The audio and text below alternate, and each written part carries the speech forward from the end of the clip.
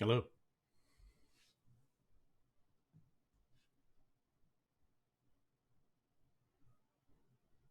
Hello. This is my first tarot stream. So I've got the camera set up. That was harder than I thought. I've got a tarot table right over here. Pretty much ready. So I've done a few of these things. I've done some videos, YouTube videos. There's a thing that I created called transmutology tarot, meaning more or less that it's the art of change and how one perceives oneself, essentially. There's no fortune telling, really, that goes on here. There's no psychic nonsense.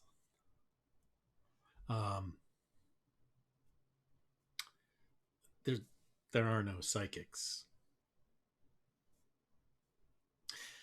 There are only people who are perceptive to greater or lesser degrees, maybe than others here and there.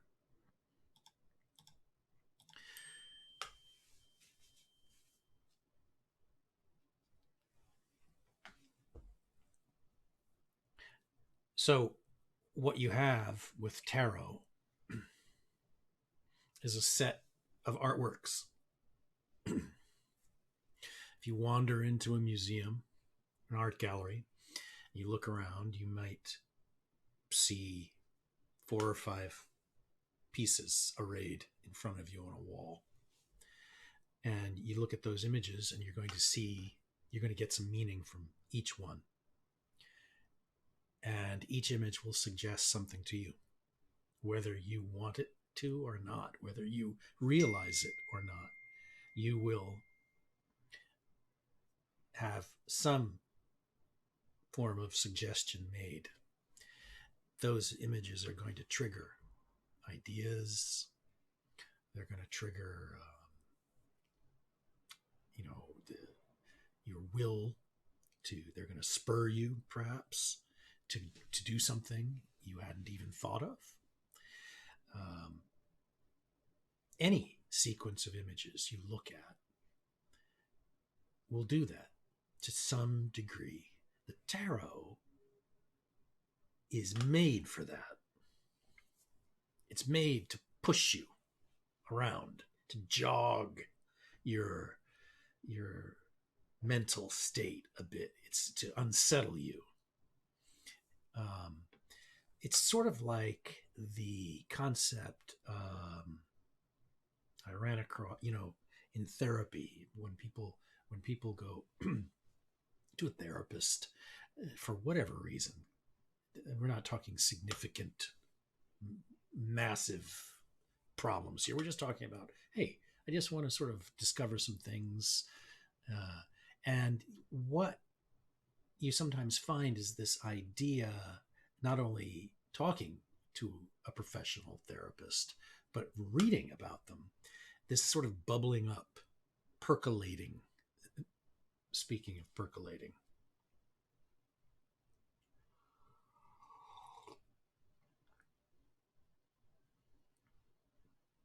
I just made it. It's fresh.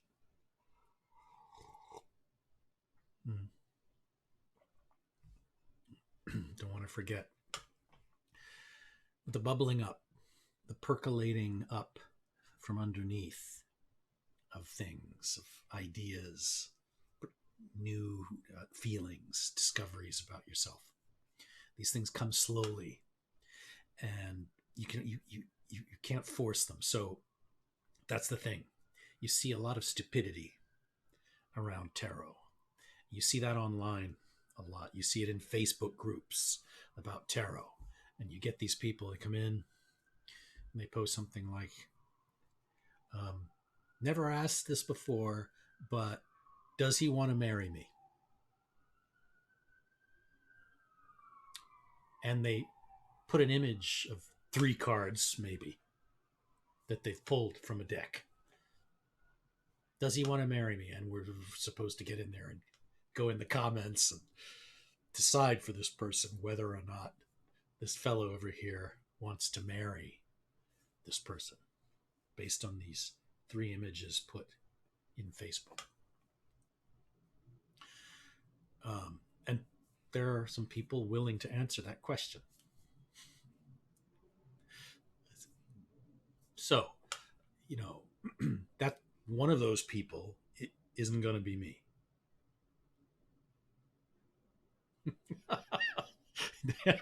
So that's not what you use tarot for. You don't use tarot. And let me reach over here. I'm going to pull my bag. And I'm going to pull a card out. So you don't look at it and go, whoa, yeah, definitely. Look at that dude. Of course, he's rich. He's got a big cup of wine in his hand. He's got nice blue shoes.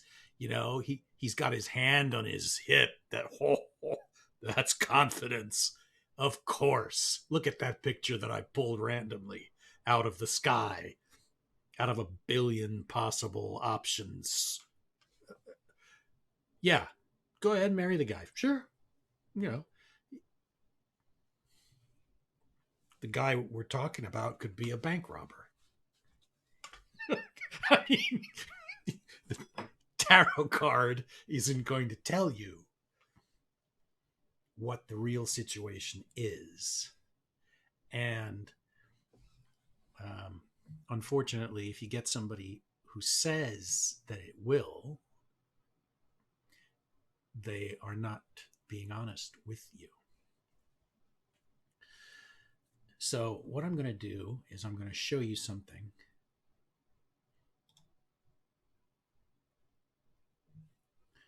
I mean, there's nobody watching yet. This is a new stream, but these things do get saved and recorded, and I'll probably export this from Twitch to YouTube.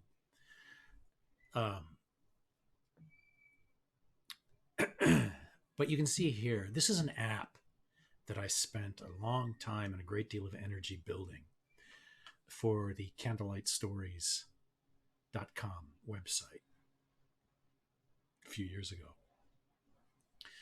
And to build this app, it took an enormous amount of research. So basically, I spent my time becoming a tarot reader. But I'm also a software developer. So what I like about that combination is the brutally hard, straight up logic that you get as a software developer. You got to follow the logic. It's got to make sense. It's got to work. You can't put nonsense into a computer and get anything valuable out. That's not entirely true. In the realm of art, you may in fact do that.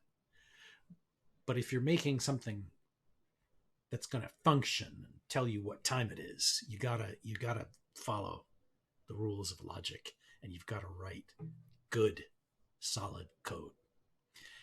So I had to write good, solid code for this tarot app that you're seeing something of here. Now, what this thing is telling you right at the very start when this app loads here, the tarot is a storyteller.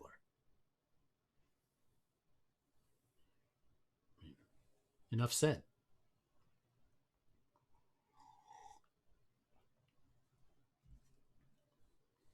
Tarot's a storyteller. When I was a kid, my mom used to say, "Don't tell stories. That's a story. You're telling a story." She would use story interchangeably with lie or fib. Well, sometimes, yes, stories are lies, sure. Fiction. Fiction is the lie that brings us pleasure, happiness. It's a good lie.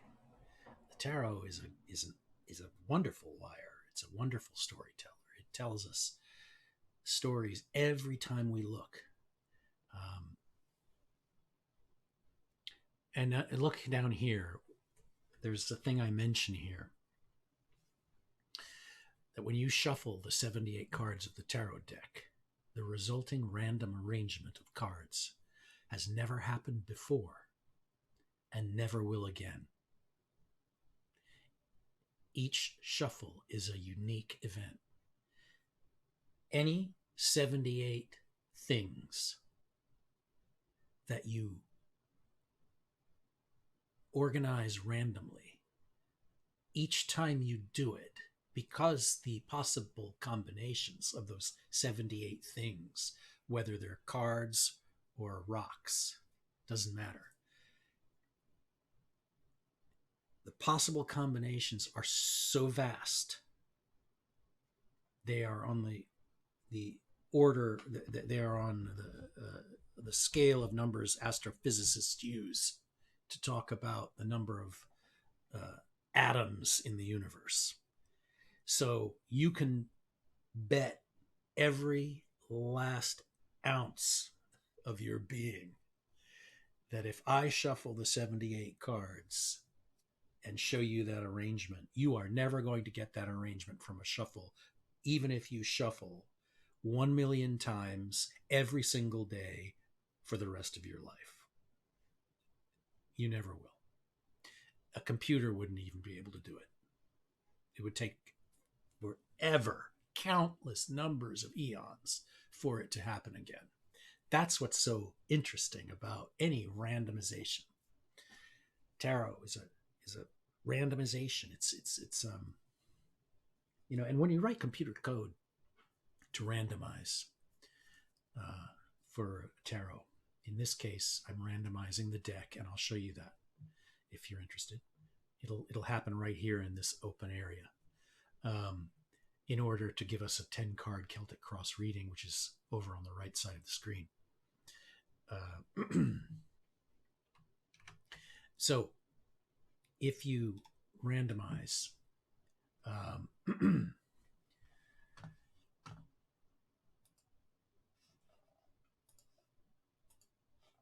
you get these infinite possibilities.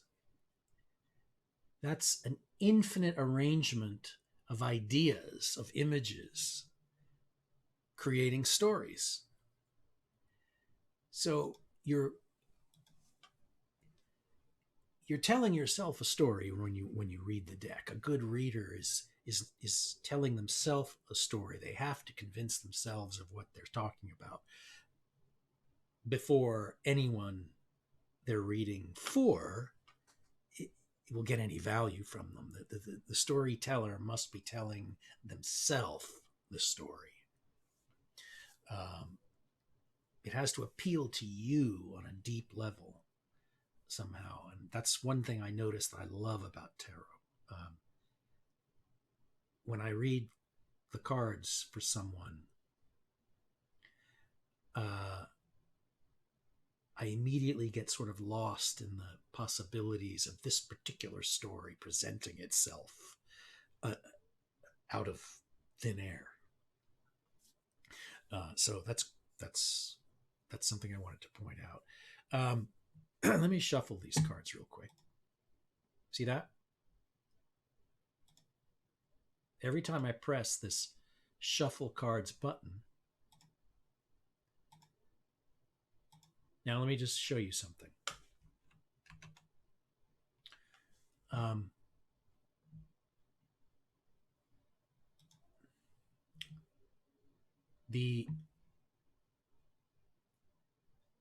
want to show you that over here.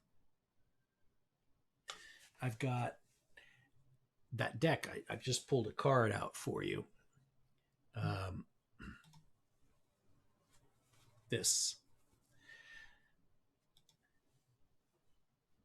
So this is the tarot table over here. This is for the analog tarot reading, because it's funny. You talk to people about tarot, and some people object to the computer's involvement. But that is getting at one's attitude about random events. You know, if I shuffle a deck, let me get the cards again. If I shuffle it, you know, I go through the whole thing, just, you know, whatever. I can't shuffle them in midair, but if I do that, I'm randomizing an analog randomization, I call it. It's an analog random. If I'm over here in my software, it's a digital randomization. And it's never, you know, there's a lot of talk about computer software can't ever truly be random. Not really, because it has to start off with some condition. You know, that's true of a lot of things. You can analyze a lot of apparently random events and find out they ain't so random. But it's random enough. It's as random as you're ever going to get, basically. You're writing code that's basically saying, you know, here's a set of 78 numbers, just move them around as randomly as you possibly can over and over again. If every time I press this button and do this, it does that randomization over and over again. So I do this so that the user of this app can feel like, okay, after a certain amount of time, I feel it's random enough. But the simple fact of the matter is, one click gives you a full randomization of this deck. You just want people to feel comfortable. So you build it so that they can shuffle over and over again until they feel like they're ready to start pulling cards. Now, some people may be familiar. I'm sure a lot of tarot people, of course, are familiar with the Celtic Cross. And there are variations of the Celtic Cross. Some people put a little bit different explanation or emphasis on each position.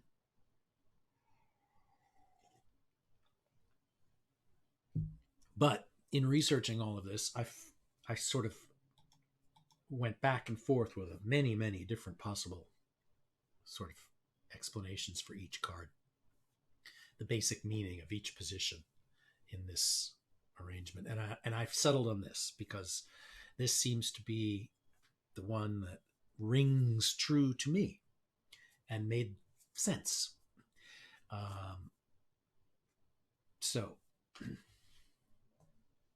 I use the Tarot de Marseille deck. The Tarot de Marseille deck is really old. It's basically a French thing. But it has all these, you know, it's very complicated, the history of tarot. And also there's a lot of rubbish in that history that people just fill in what they have no idea about.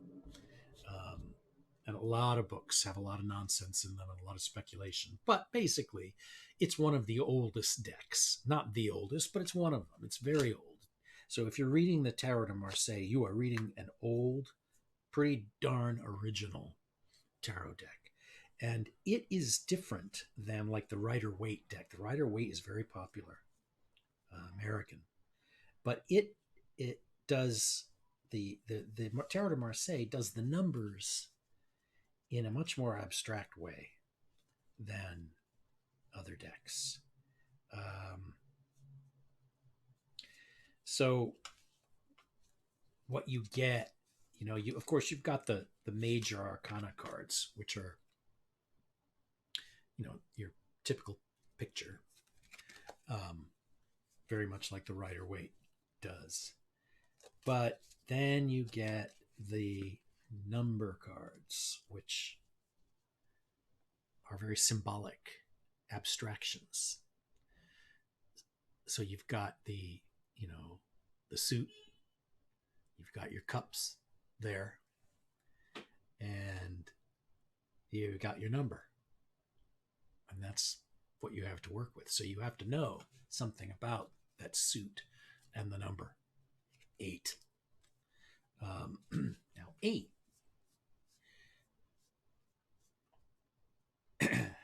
Numerology. There's a form of numerology that works with this deck. You don't get the nice little pretty explanation. You get that. 8. Perfection and balance. Let's get away from the shuffled deck. Go to the intro, meanings of the number cards. I laid them out here. And this is sort of based, interestingly, I equate this back into the tree of life here. So, 8, splendor, energy, success. Well, perfection and balance. 8. It's an even number. The evens tend toward completion, balance, and stability. The odds, like 5, tend toward jostling, conflict, new ideas. The 3, action and creativity. 4, stability and strength. 7, benevolent action and spiritual growth, something new coming in. 2s, accumulation and preparation, coupling. 9, transitional crisis, perseverance required. 10, completion and an end of a cycle. This is just a very simple, quick layout of the numerology of the number cards. But you'd be amazed how difficult this is. I'd recommend trying to nail this down sometime and look at all the possibilities that are out there for thinking about the numbers. It is quite an experience, and you have to really dig in and find out where these numbers are coming from and what tends to be the common belief about these numbers, the general feeling. And if that general feeling really does agree with, if you completely disagree with it and you're reading tarot, you've got a problem. Where do you land on numerology? I tend to be someone who balances the subjective with the objective. So I try to research, I try to find things that make as much sense as possible and seem to be more prevalent. And then I balance that against what my reaction to something is. And I tend to favor, I try very hard to lean toward the objective. I really make a concerted effort to do that. So that's what I've done here. And this is the result. This took a year. Just these little statements here, each one has basically 2 ideas in each statement about a number. It took me a year. So there you go. I'm a little slow, but all I would say is try it sometime. Try to disagree with me. Look at my ideas about these numbers and try to disagree with me and find something better that you may.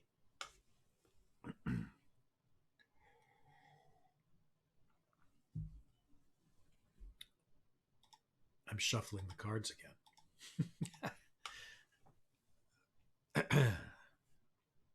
So let's try a 10-card reading.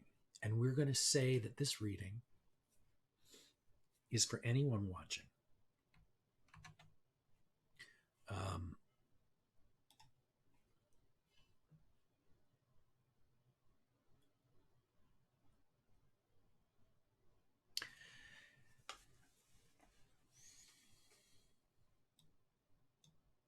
This is for anyone watching. And we're going to say, okay,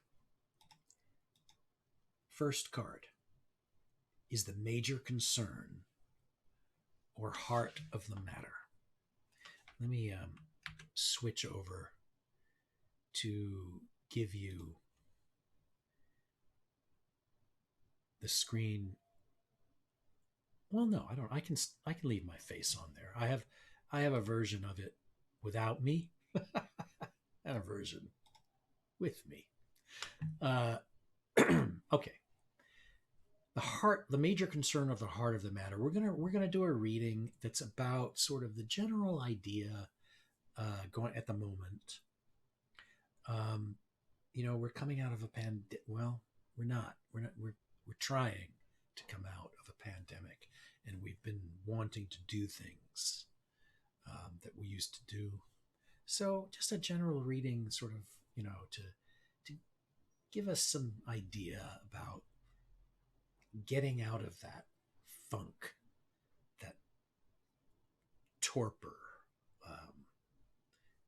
depression associated with isolation and worry and doubt. Just sort of let's see if we get some. Let's see what kind of a feeling for this next few months. Now, interestingly, I built basically a machine learning component to this. So when the reading is done, the machine learning algorithm will kick in and it will analyze the reading. It'll analyze all of the cards and tell us what the general mood of the reading is. You'll see what I mean when I get there. It's based on a very famous, very old machine learning algorithm. In other words, you can feed text, which in this case, it's the text of the reading, all the 10 cards of the reading, fed in to an algorithm, and the software reads that and decides based on its contents. It compares the contents it's reading to a list of words from the English language that are categorized as positive and another list categorized as negative. And it compares the reading against those and it assigns a weight, positive versus negative, to the reading. And it gives you its impression, its analysis of the general tone of the reading. It's interesting if you're into software. Okay, let's just start here. Shuffle again. Major concern or heart of the matter card. I'm going to pull, bing. Oh, Wheel of Fortune. Wheel of Fortune, the card of change. Take the next step, make the next move.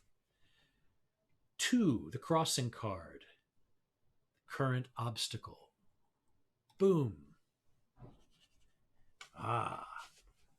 Imperatrice. Okay, the Empress. Well, there's she's the and I still use the sort of old-fashioned. She's the more sort of motherly force,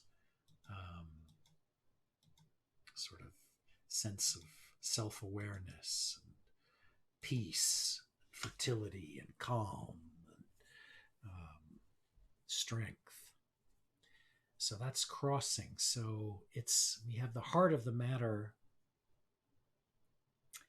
with the Wheel of Fortune suggesting we need to take that next step. But let's let the software do its thing instead of me explaining for you. So number 3, I'll explain, but let's first let the software. Number 3, root cause, the inner factor. Sort of the unconscious drives underneath. Let's pick one. Bang. Okay. 7. Well. Okay. 7's benevolent action, spiritual growth. Wands. Okay, let's see what happens. Number 4, past fading influences, something leaving. Bang. Oh boy, okay.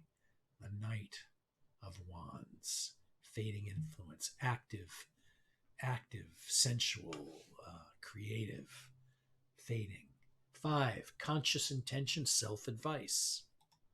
Boom. Oh, the world upside down. That's interesting. The world, complete wholeness, but upside down. It's reversed. All right. 6, near future. It's coming up. 5 of Swords. 5 is another sort of bursting with new. There's tension and conflict, and things are moving. Something has come in and is unsettling everything. That's coming up. But it's a sort of in the realm of thought and ideas. So some kind of conflict coming. 7, personal self-image, kind of how we feel about ourselves. Bang. Tower. Oh boy. Okay. Upheaval. All right. 8, outer social influence, kind of how we feel like things are going around us. Reversed. 4 swords. Okay. Okay, well.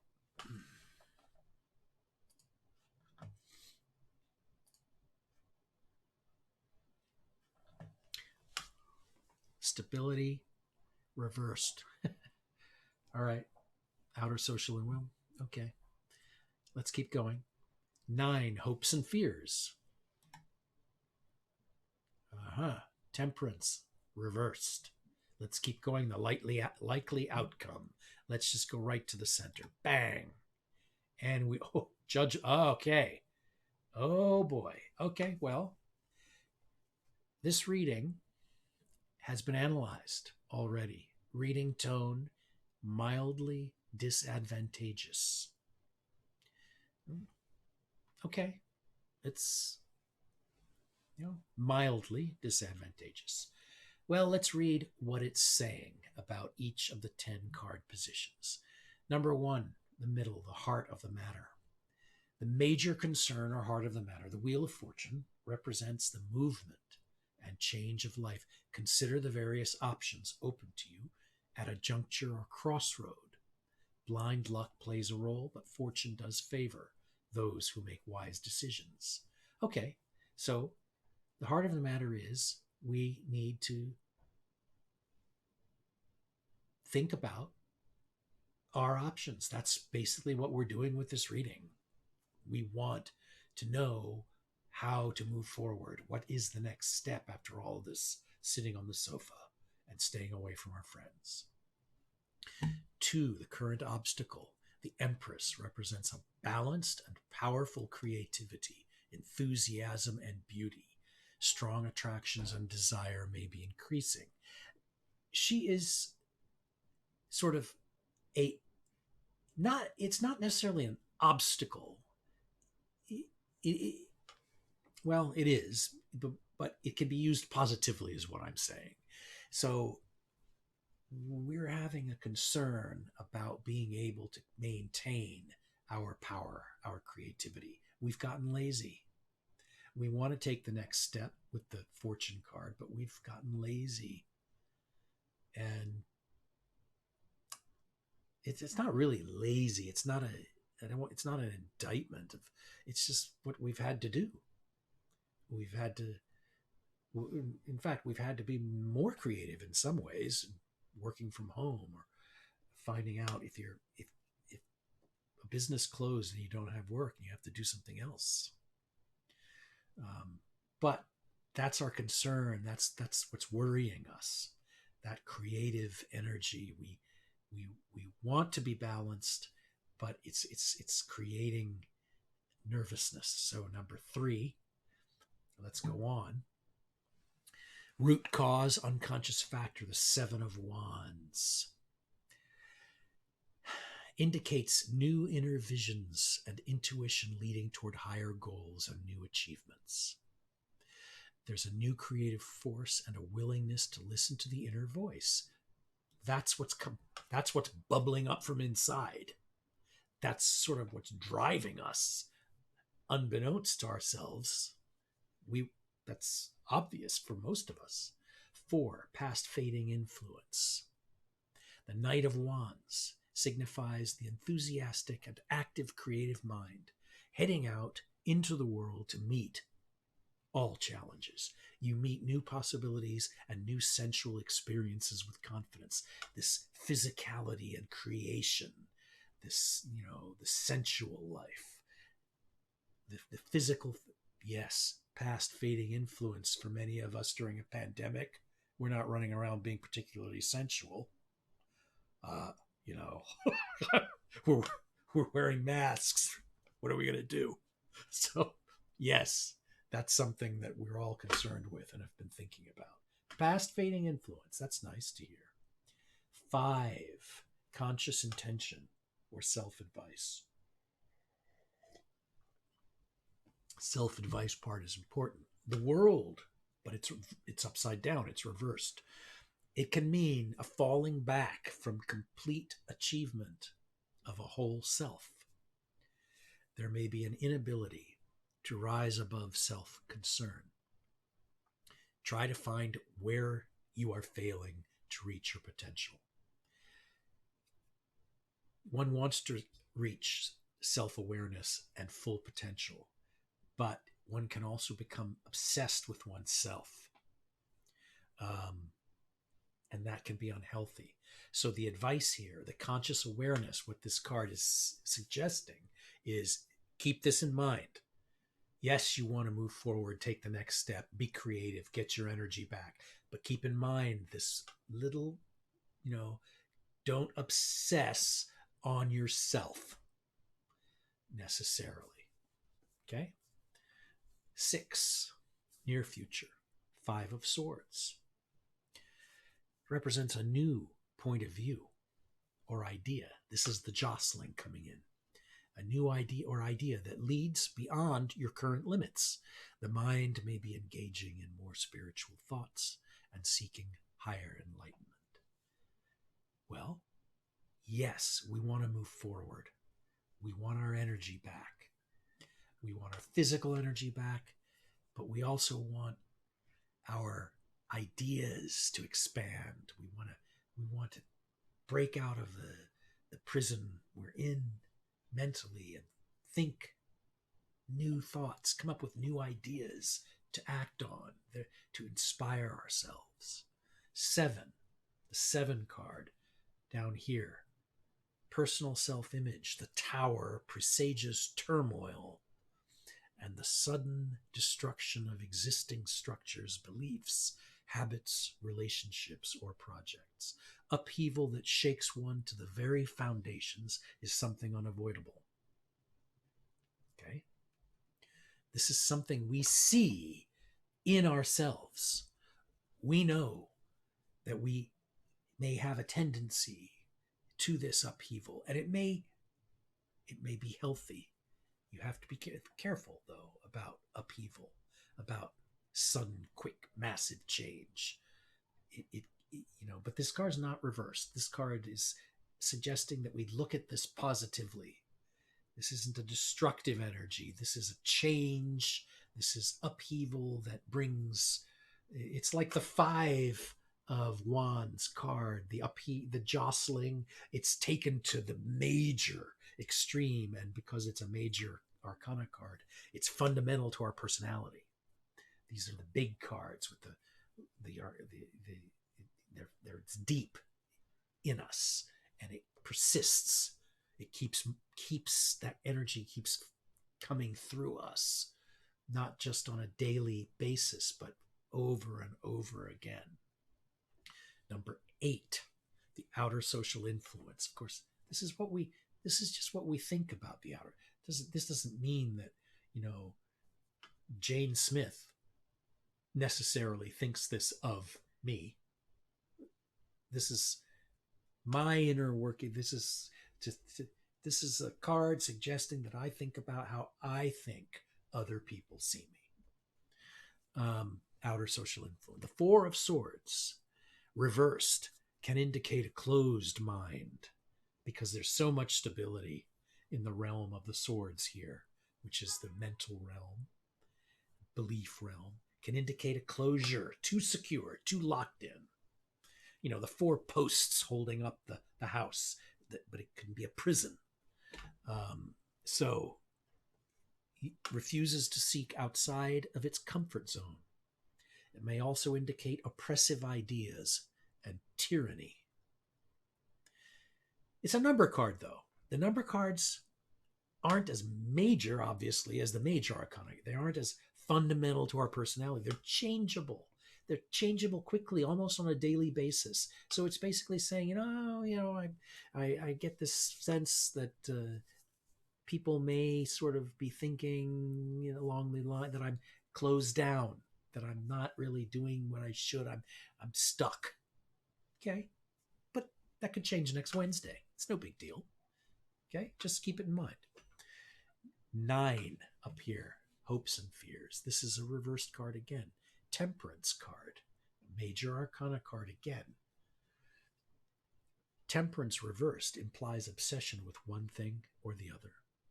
Examine the possibility that you are limiting your thinking and avoiding the work of self-improvement.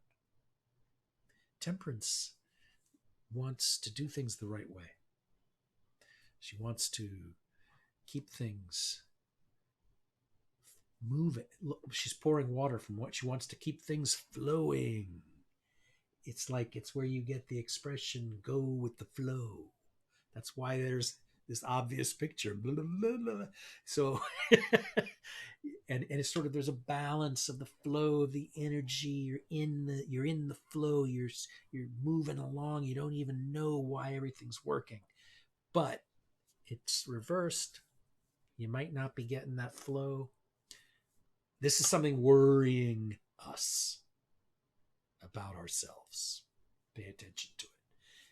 10th card, last position, the likely outcome. Judgment card, another major card. A lot of major cards in this reading. What? 1, 2, 3, 4, 5, 6 out of 10 are major arcana. Those are the big kahunas, the big, deep personality, structural images. Judgment reversed can mean a denial of one's purpose and enslavement to old ways of thinking. Are you unwilling to accept yourself and your true purpose in life? Now, I've drawn a line here between the 5th card and the 10th card. It's called a modifier line. That means that 5th card, which is that self-advice card, has an influence on the final outcome card. So you're denying one's purpose. You're not listener. We are not quite able to get this energy out. We're not ready yet.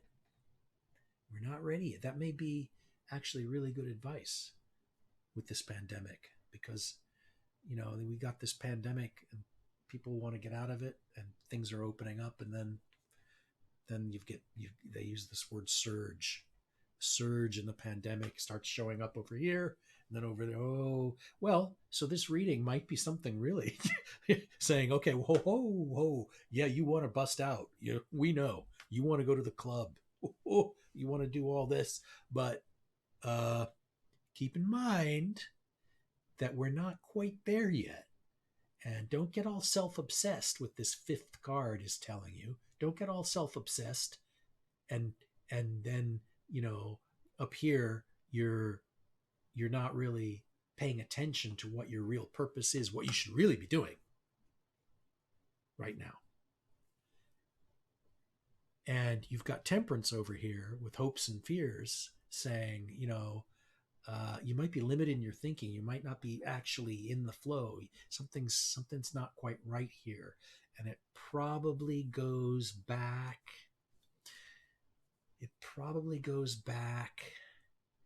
To the seventh card here, this upheaval in the personal self-image, the Tower, turmoil. We're not done. Something's not developed yet. Something's not ready. We're making efforts, and we have the desire to move, but something's not ready yet, and we're becoming a little imbalanced, a little self-obsessed, a little selfish maybe, and we're missing something in the end. That's why this is mildly disadvantageous. It's not disadvantageous. It's not as bad as it can be. It's mildly, according to the machine learning algorithm that looks at the positivity and negativity balance of the language. Now, I've got another way of looking at this reading. This is the list way. There's also a narrative way where it's all presented as one story. It just depends on how you prefer to read it. See? It's just a different way of reading it. It's written a little differently. But we don't have to go through that because we've done the reading. So it's a little concerned for our efforts and our energies to move forward and just get back to where we were and start having all that fun again. I gotta have some more of this.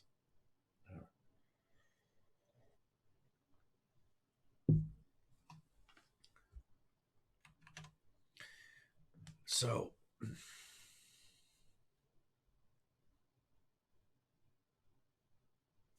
let me check in on what's going on with because I'm new to this streaming thing. Let me see.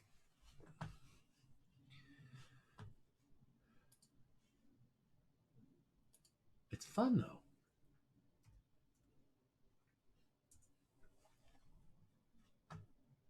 Things consistent. That's how you be a superhero. Random graffiti. Okay, so I was, yeah. Let me. Let's see what's going on here. There we go.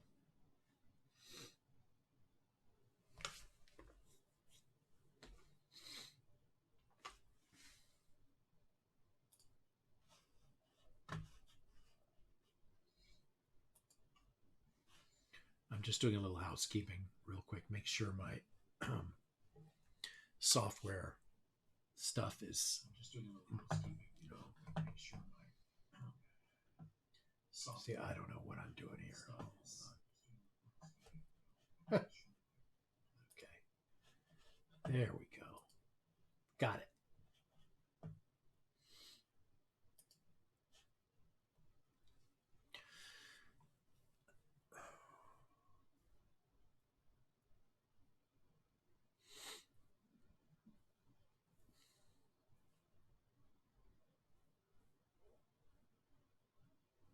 Let me.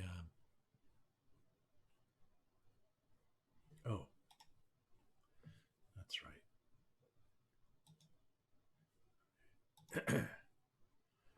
All right. What I'm going to do right now is, since I've done a reading with the software, I have a film, a video I did.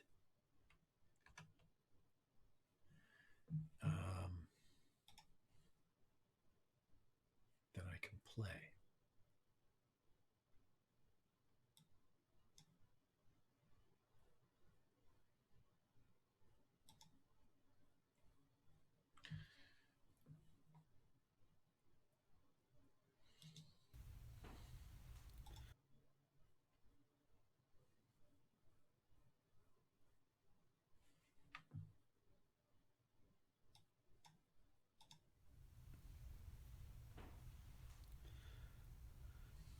Welcome to Transmutology Tarot. I am Alessandro Cima, and I'm going to do a tarot reading using the Celtic Cross. The subject is going to be creativity and beginning an artistic project of some kind. Transmutology is the way of change. It's new. Founding such a thing is very interesting because many things are about the ways of change, but starting something new puts a different spin on it and makes one think of things from a new angle. And often when you're doing something that's your own or new, other people start to mention things that they've noticed about it that you hadn't considered. So transmutology is about change, how we do it, why we do it, where it leads, and what could be better at illustrating change than the tarot. At least I think so. I'm sure many of you do too. Pictures are always good to look at and think about, assuming they're good pictures. Even if they're not, they can often be very, very interesting. All right, creativity, the beginning of an artistic project or career. It's a bit of a general subject, but I think it works.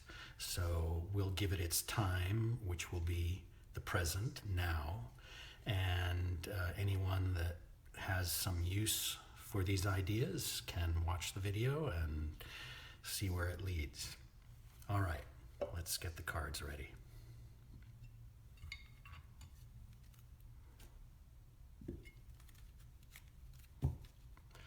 So before reading,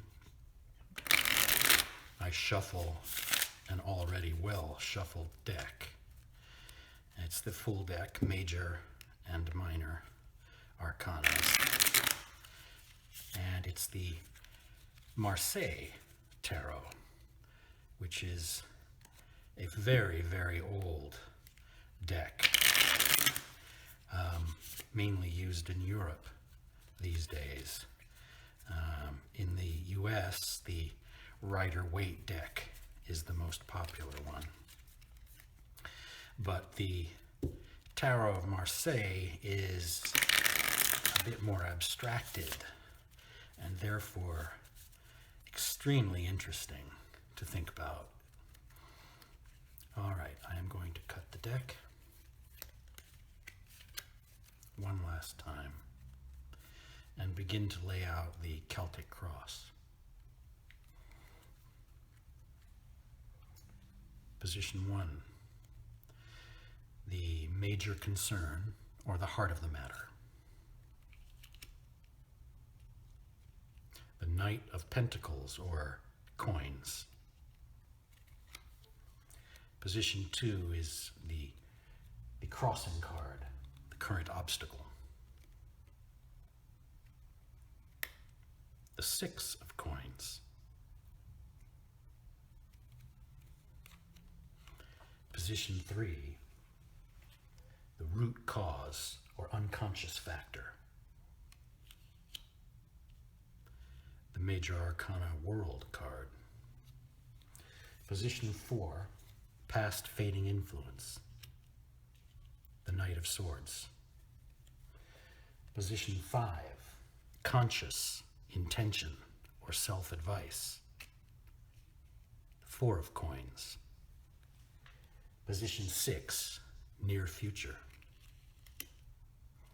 Major Arcana card, Judgment. Position 7, personal self-image. The 4 of Swords. Position 8, outer social influence. Major Arcana card, Force, otherwise known as Strength. Position 9, hopes and fears. The 2 of coins. And position 10, the likely outcome. The Chariot, Major Arcana card. All right, let's put the rest of the deck away.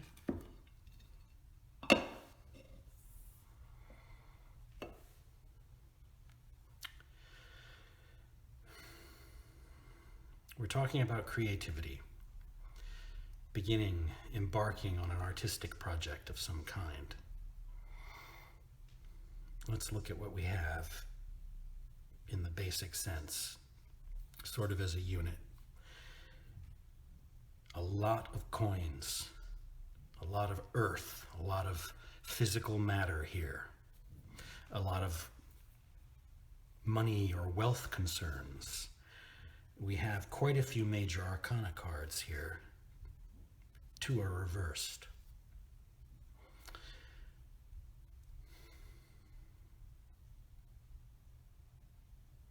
All right, position 1. The knights are very active.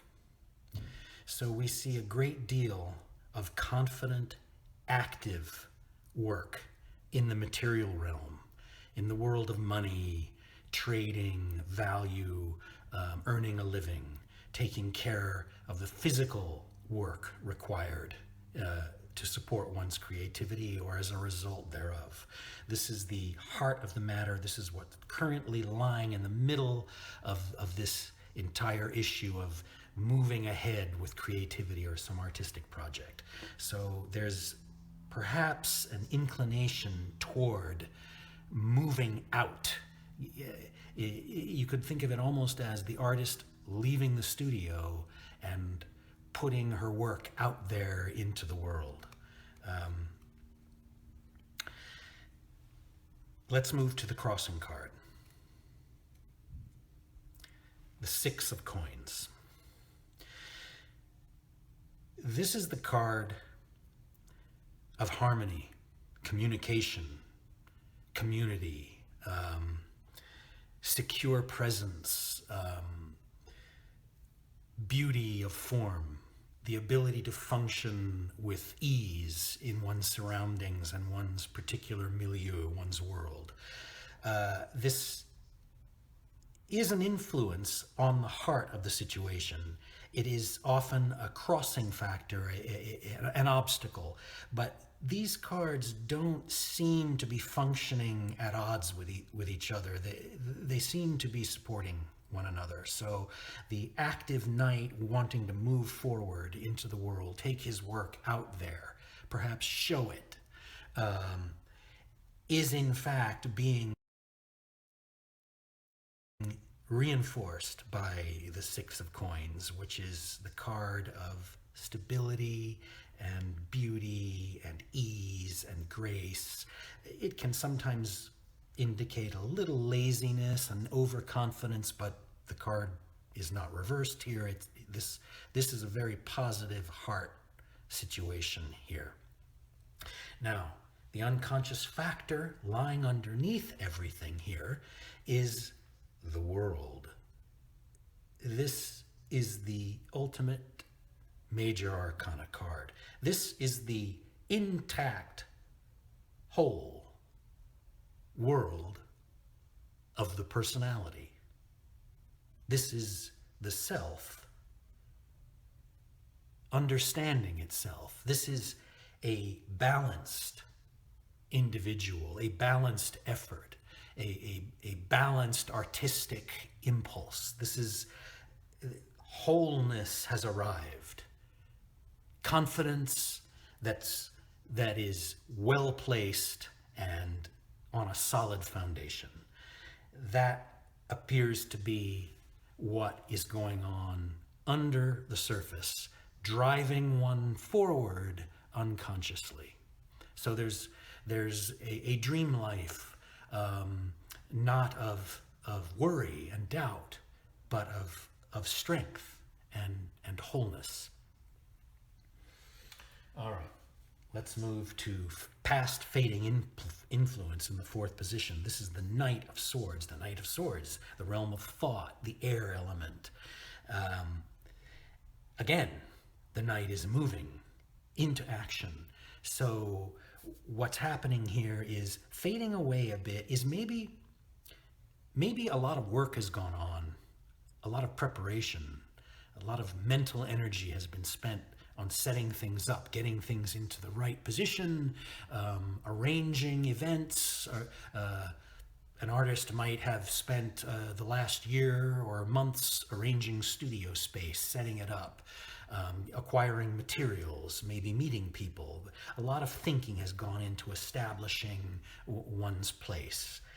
A lot of activity, a lot of detail work has happened and has probably allowed a lot of the freedom we see here with this unconscious factor being so self-confident and ready to go without any problems whatsoever.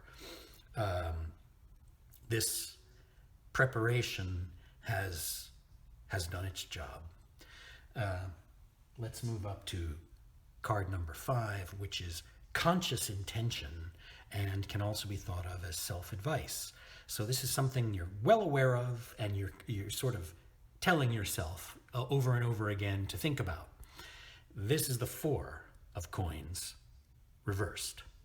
Now, the 4, similar to the 6, is a card of strength, stability. You can think of the 4 posts holding up a house, the 4 towers maybe at each corner of the castle.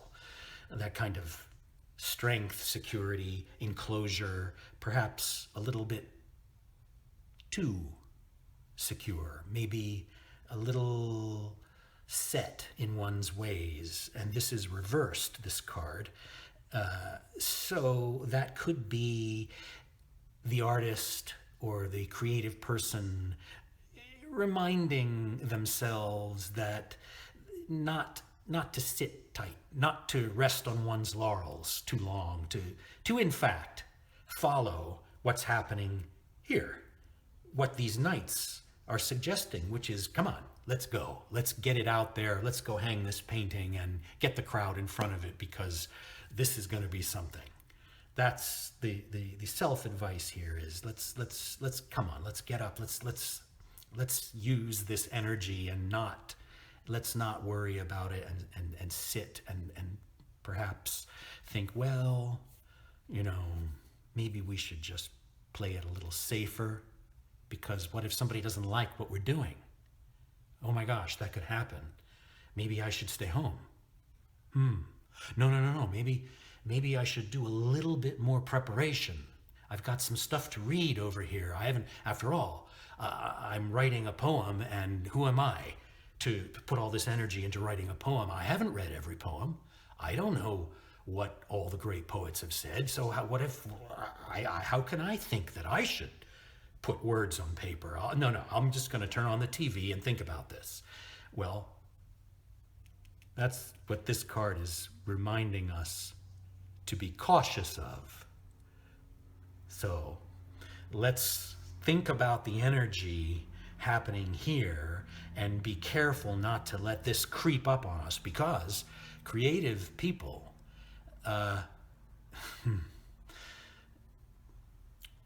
very strong, but the ability to change with creativity, to find new paths, new angles on things, to think of things or see things the way no one else has before. That variability creates a changeability that can sometimes change one's mood very, very quickly. And energy can suddenly be diverted and become restful, secure, complacent. This self-advice card is keeping us awake to that. Card number 6, near future influence. Judgment, big card. Judgment,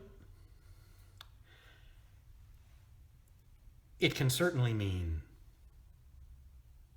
someone's passing a judgment on someone else, or one is passing a judgment on oneself, or one's creation, or one's actions, or even on one's very thoughts.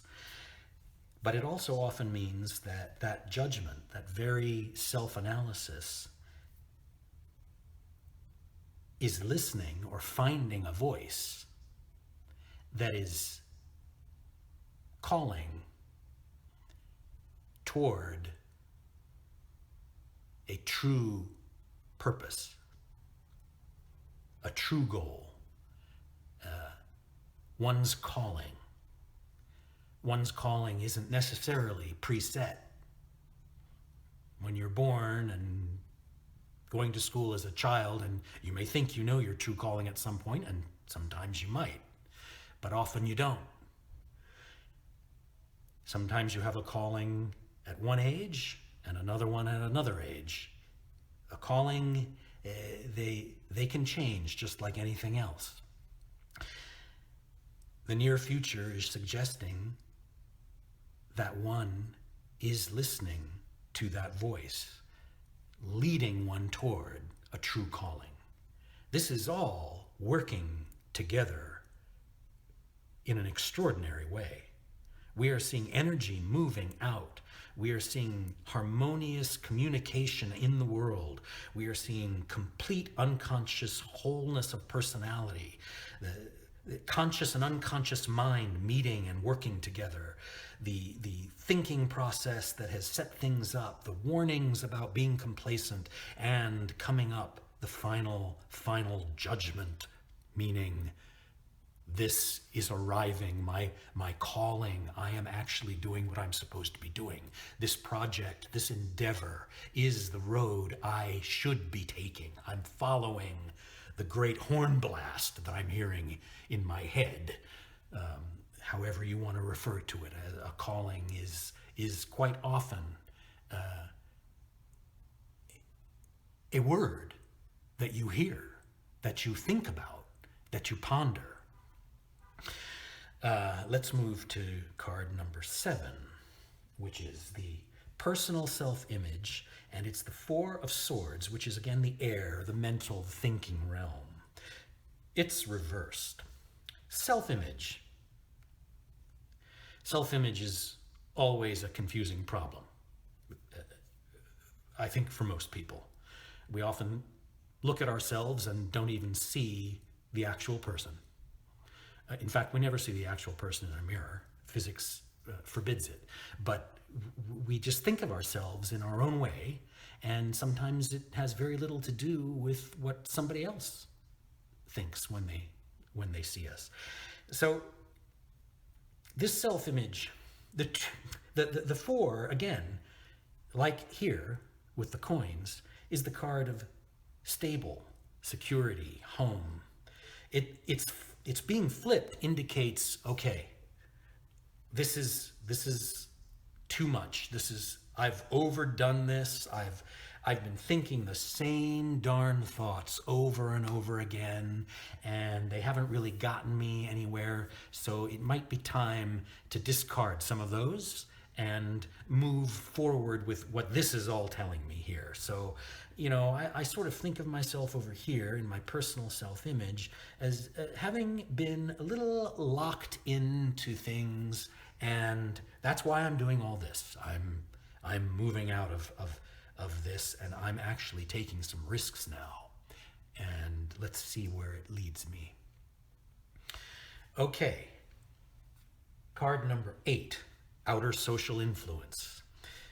This can be very dangerous for an artist or any creative person. Outer social influence. What are they thinking? What are all these people at the gallery? What do they think? Oh my gosh, an important person is coming down and they just pulled out a pen and a notebook. What are they writing?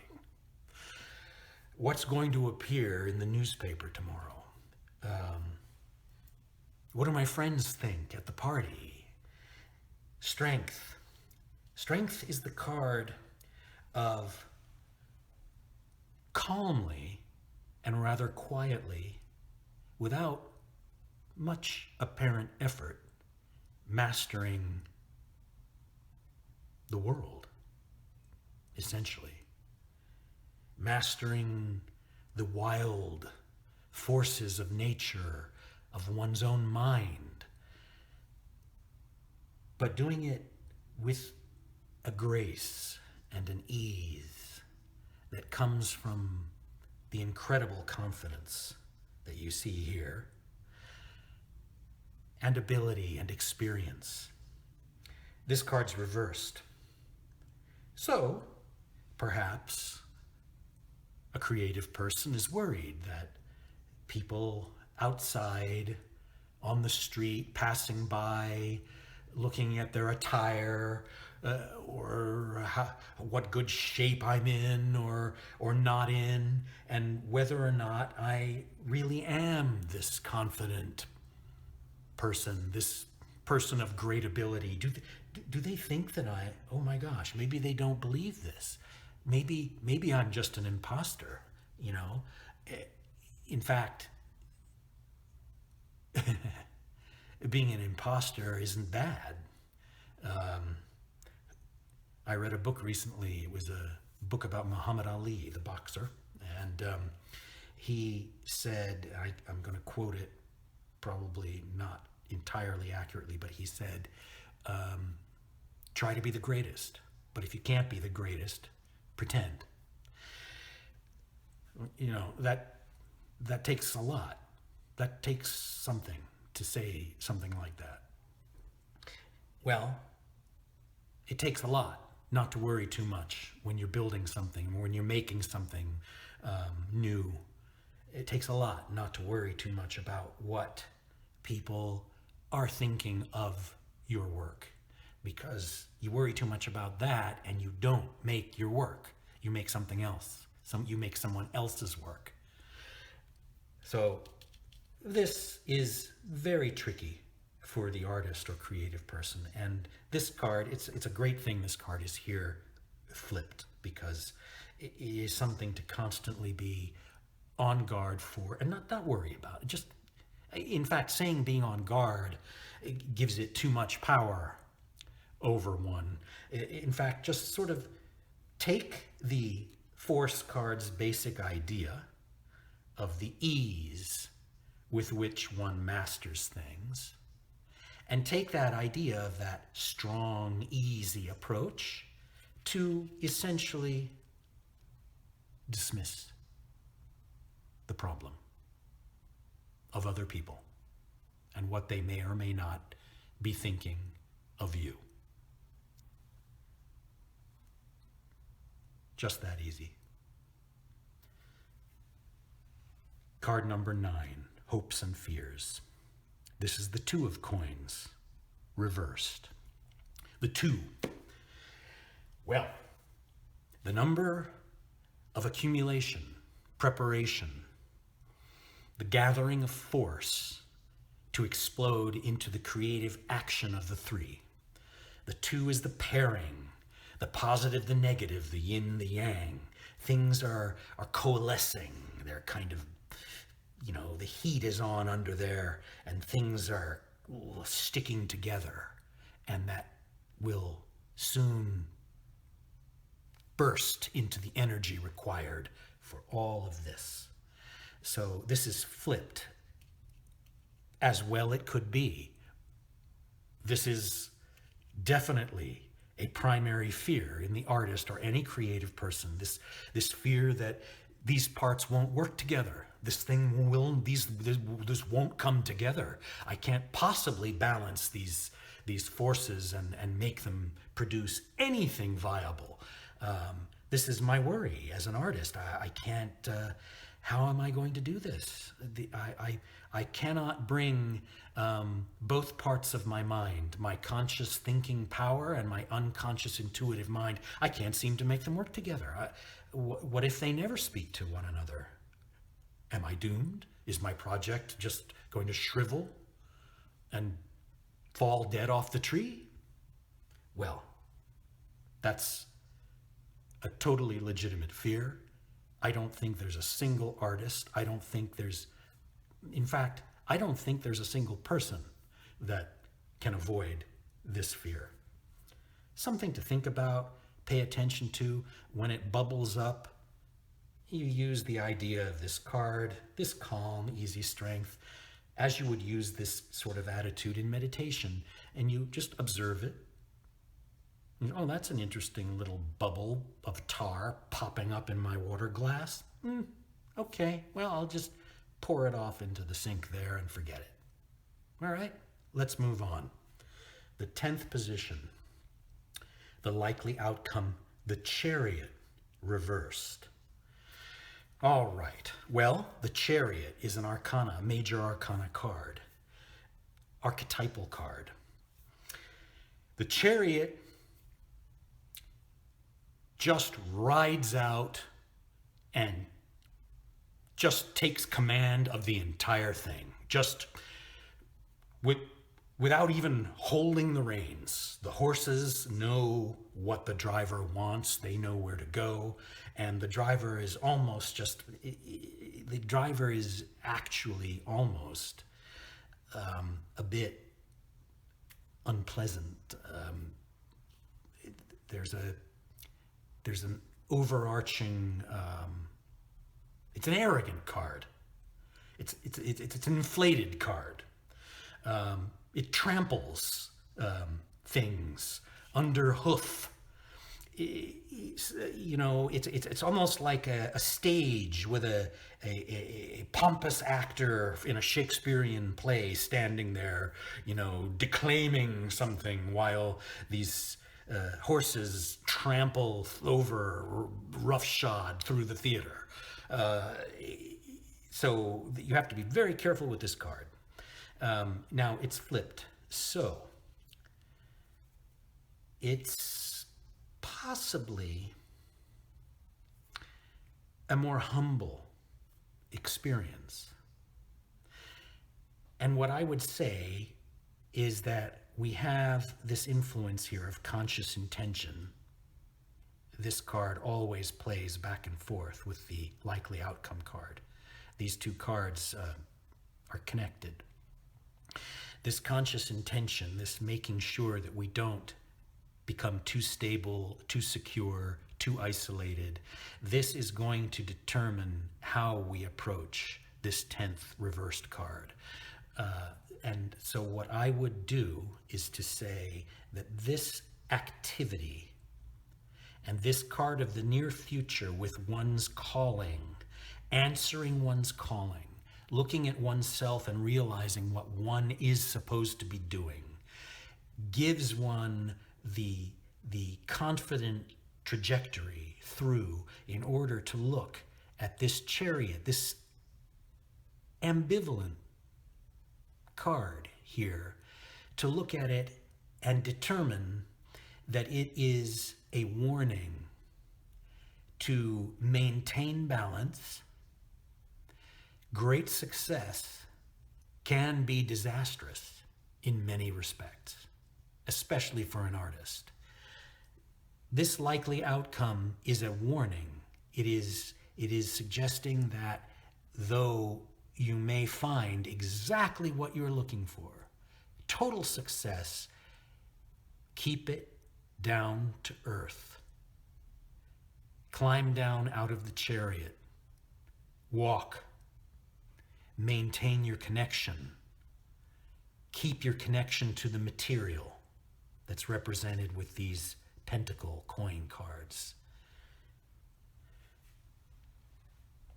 That's how I would see this in general.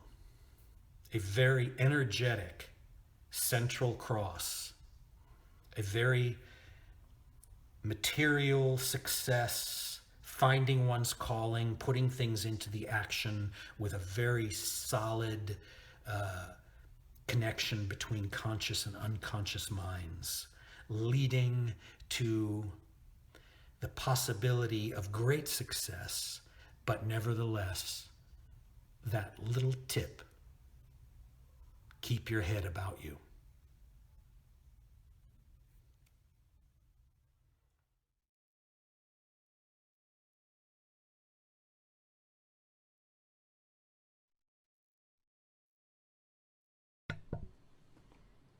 Well, there you have it. That is one that I did some time ago.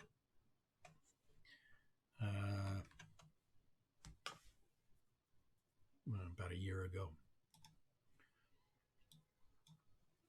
Creativity. Those are good readings. I like that kind of reading because it doesn't get into the necessity for prediction.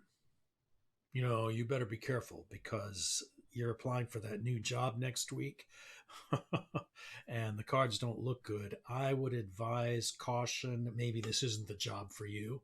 Really? I'm going to say that to someone because then they foolishly decide to listen to me and not go for their job interview and can't pay their rent 2 months later. It's ridiculous. You know, the abuse of storytelling that goes on in the psychic realm. I love psychic driving by. You know, I'm driving along, and whoops, phone calls. Driving along, and you know, you see the neon sign, psychic. I love that stuff. It's great, and I always want to go in there. I kind of, you know, but I never do. Actually, I did once.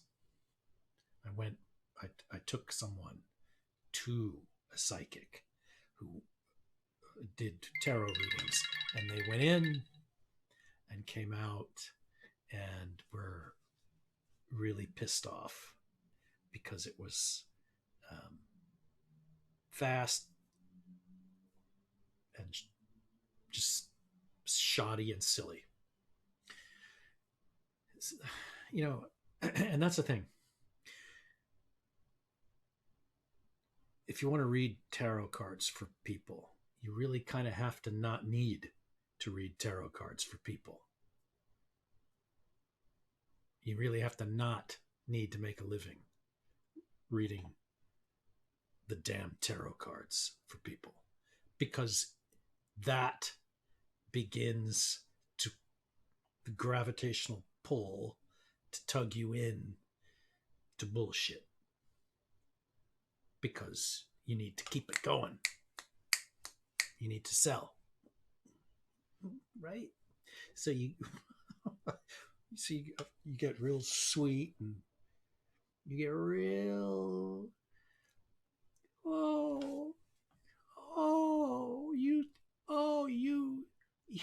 you donated to me. Oh, you're so sweet. Oh, thank you. Oh, I know. And I'm just blowing smoke right up your, right? I'm so sweet and nice, and you know, you gave me your little bits and whatever. I'm nice, right? I'm so nice, and it's hard for me to hold back the tears when I see the donations coming through. Oh, I feel so close to you, right? Really? Dude, you know what? If I meet you, I'm going to wipe that smile right off your tarot card deck.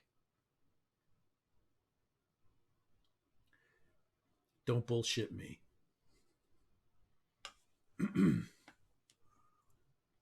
want to talk about ideas, inspiration, avenues for thought? That's great. That's good. That's what tarot's for. It is not for telling you who wants to marry you, who you should marry, whether you should get in the car and avoid a car accident tomorrow on the highway.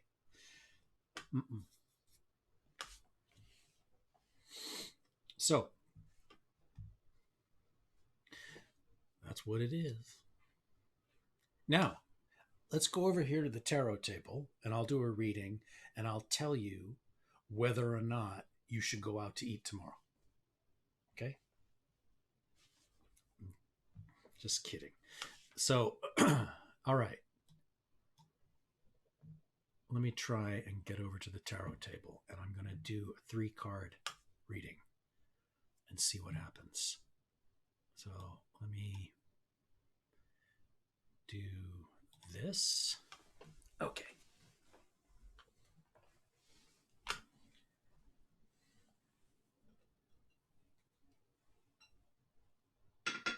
All right. Now, we're going to make this about creativity again. And this is not a YouTube video. This is a now event. And earlier, while the video was playing, I was shuffling these cards a bit. So I'm going to just do a very quick cursory shuffle.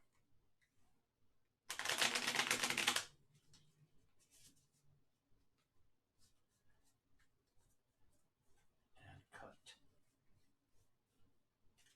Okay. Let's do, the waning influence on the left. The center is the current influence, and the right is the upcoming or something we want to move toward creatively.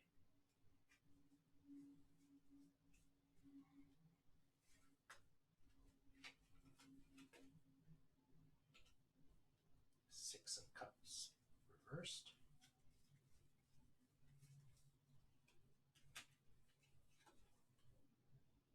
Ooh, okay. The 13th card. And the upcoming Knight of Swords. All right. So we're in the realm of creativity here with this. And let me turn the mic a little bit. Okay, so we are looking at creative energies, and it's in keeping with the 10-card reading I did just about 45 minutes ago.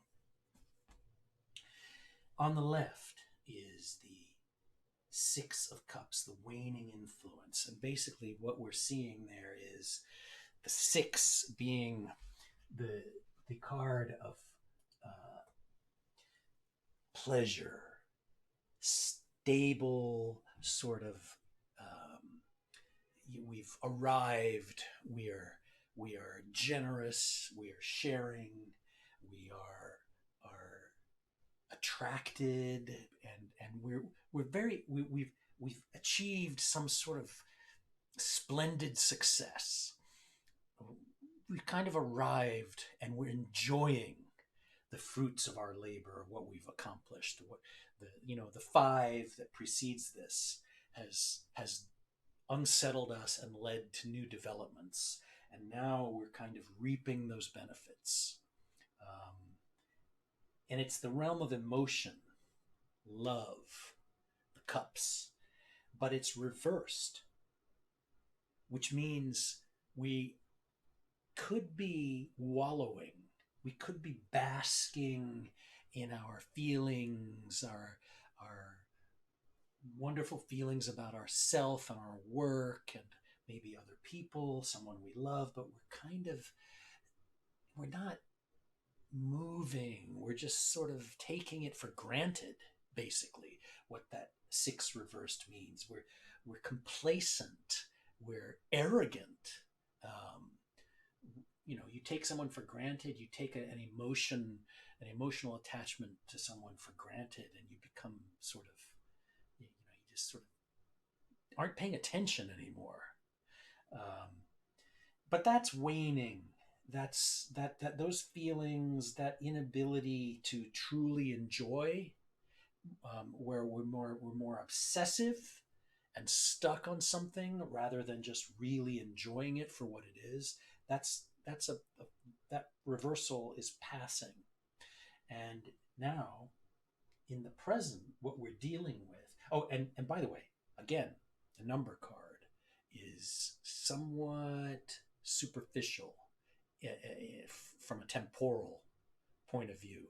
It's easy come, easy go. This is easily changed, and this is something that's sort of moving away. We don't need to worry too much about it. We've been perhaps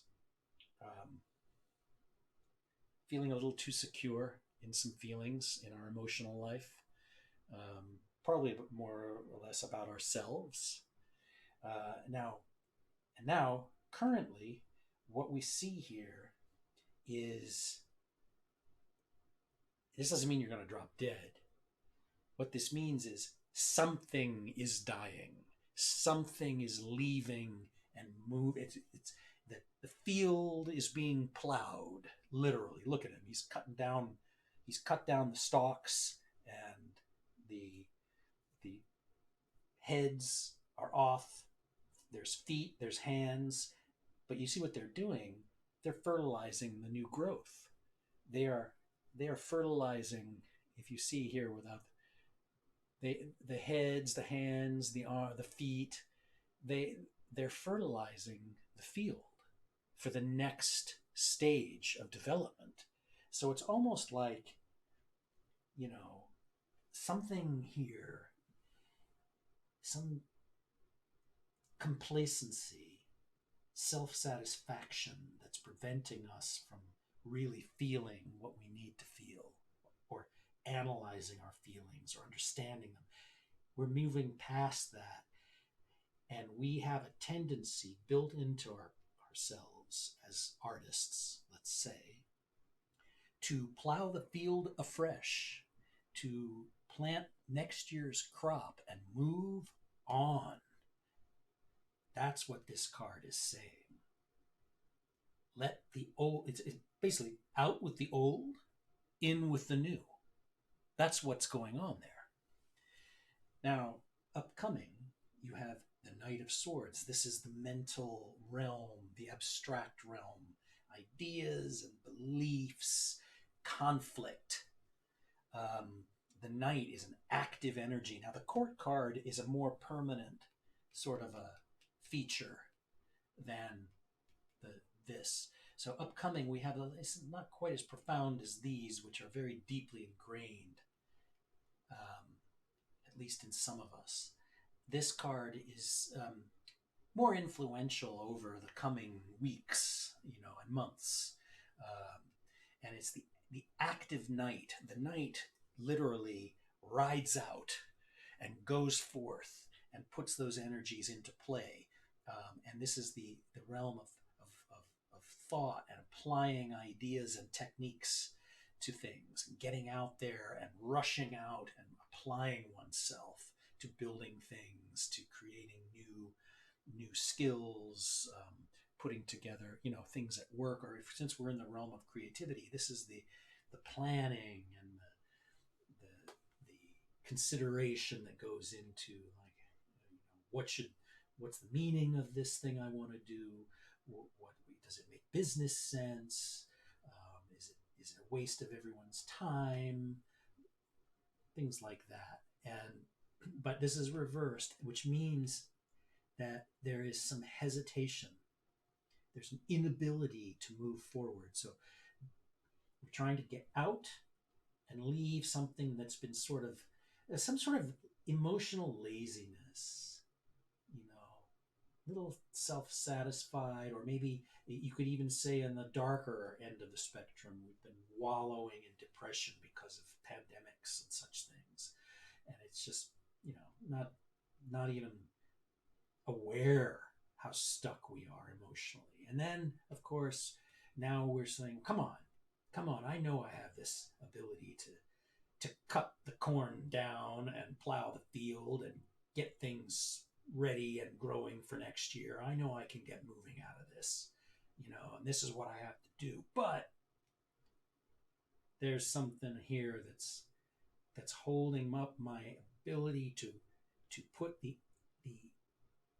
thoughtful actions, the application of my intellect to work. So I need, this is a warning, I need to consider what is holding me up intellectually. Am I lacking some skills that I think I need? Do I not understand the current environment? Do I need to do a little bit more analysis? Do I need to think more logically about myself, about what my feelings have been, why I've been so stuck in something recently? That's what it's saying. It's not saying you aren't going to go anywhere. It's saying think it through. If it weren't reversed, it would be a little bit more like, hey, take what you know because you know it and go. Get going, apply it. You're doing fine. I'm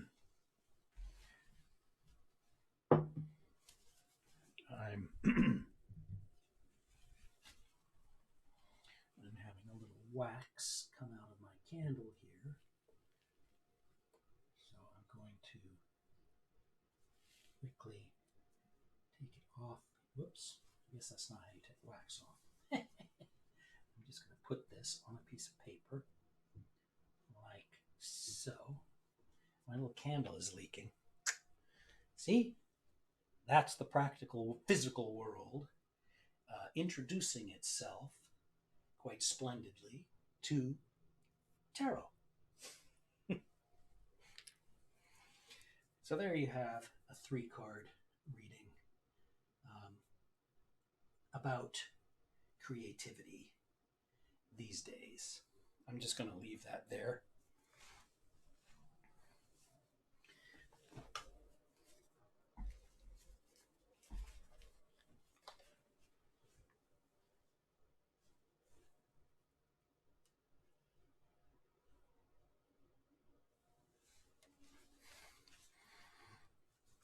Okay.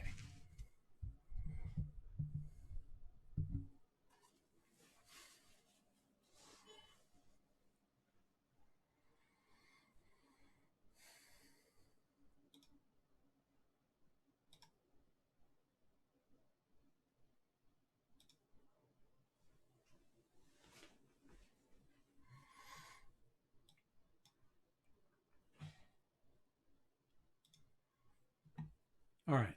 I'm going to clear this reading. By the way, this app, you can take a snapshot. Basically, if I click this button,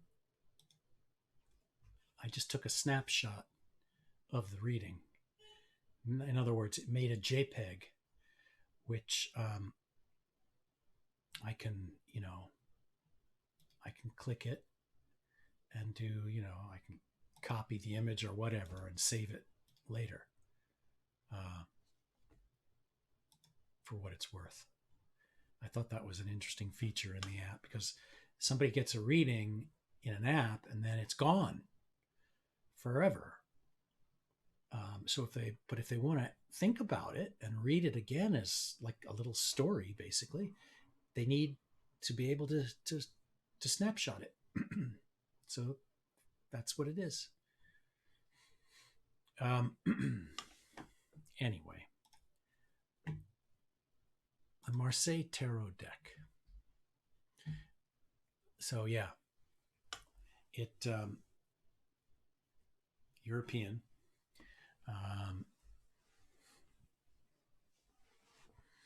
Goes back basically to somewhere in this mid-early 1700s, France.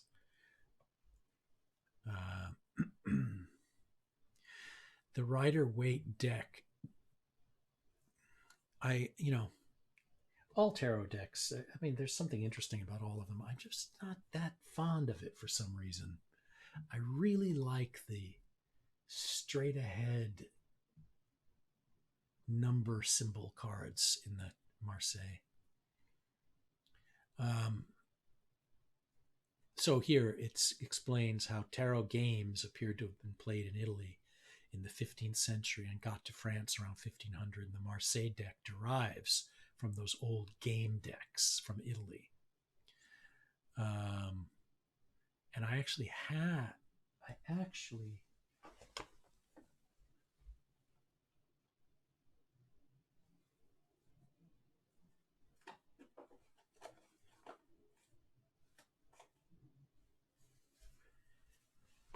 actually have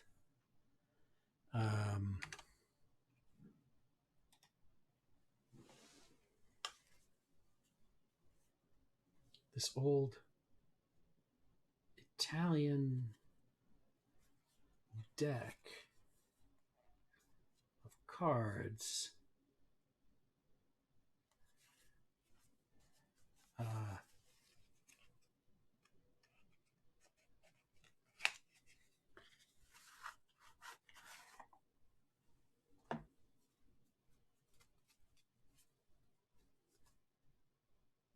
So, anyway.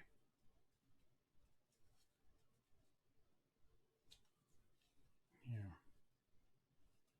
Look at that. Look at that 5 of Cups. Isn't that great? And look at that. The world. Il mondo.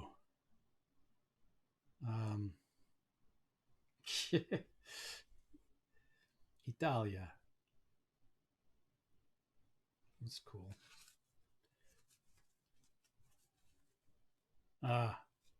Yeah, this is great. You know, I keep this on my shelf. This is from Italy. This, that's the moon card, La Luna.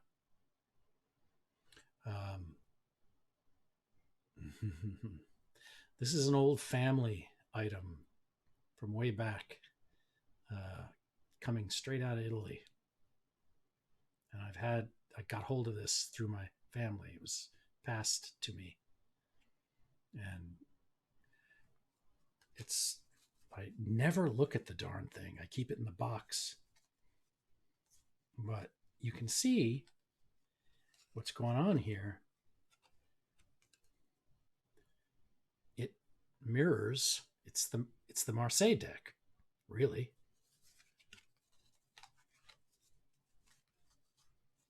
You know? Look at that. Wow, there's a date written on this one. You can see that little pen mark up in the corner, upper left corner, says 1157. November of 1957. Somebody wrote that on one of the cards. Jot it. See it? Ah, there it is. 1157. Somebody who owned this deck wrote that. Look at that. The 1 of Cups. Look at the Bountiful. What a great illustration. This is quite a deck.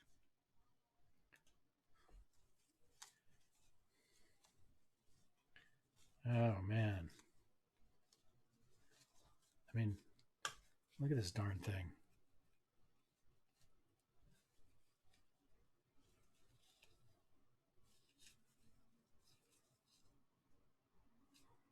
Wow.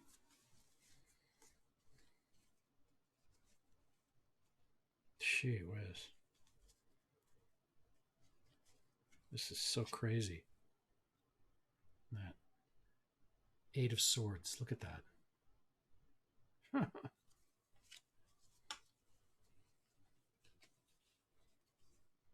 Oh. The Hermit. La Ermita.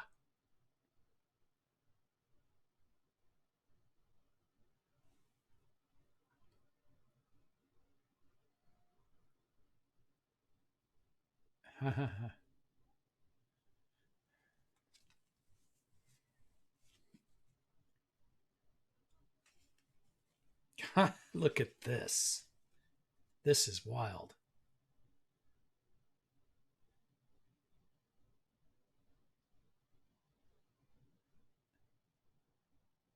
I get the focus. The Hanged Man. Look, they just show the feet. Just the feet. So funny.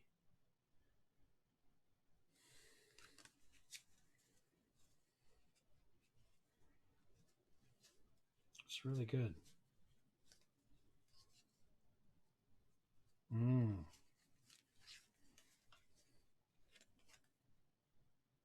Magician. Bagato.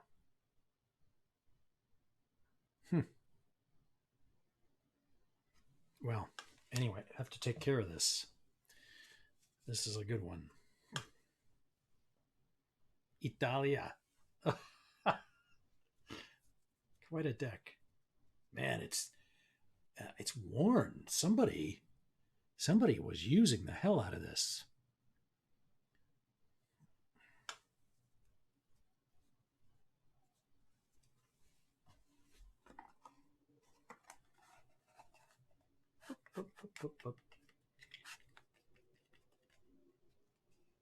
Be very careful with it. It's like a, man, it's a, aha.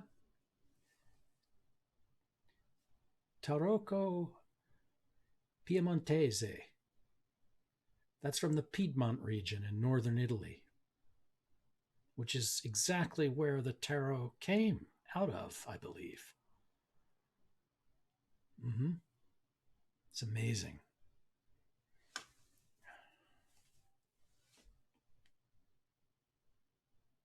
Look at that.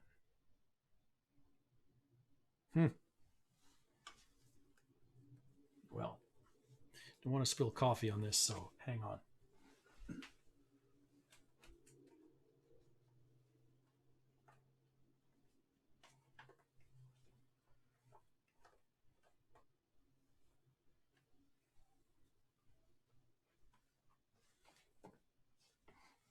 Then there's another little one that I have tied up in twine. And it's Tyrannia.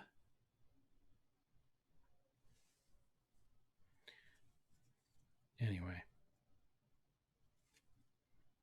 this is a little game deck. It's different. It's not actually a tarot deck. It's a little Italian game deck. So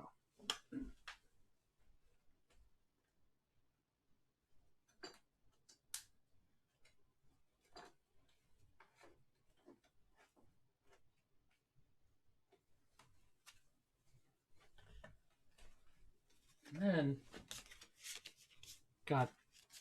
I ordered, this is a new printing of this old Sforza, I believe, deck. That's what they call it. Now, it was the deck in Italy done. They were made for, rich patron, rich family might get a, like, look at this, the swords card. And then there's, strength.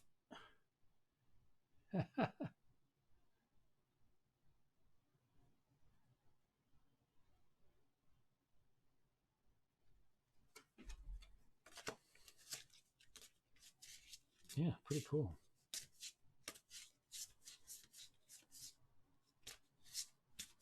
Great stuff. These things, and look at the cups. Look how they're just sort of scribbled in.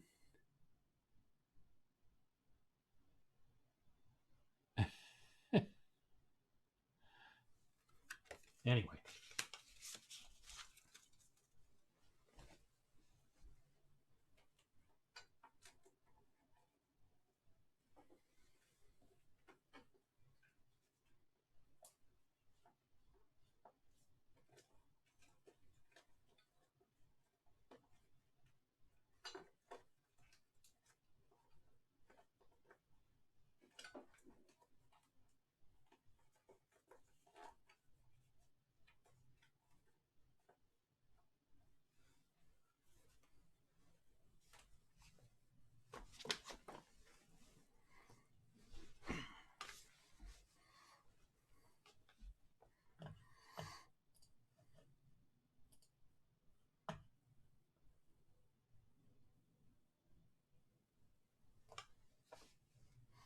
checking out my other screen.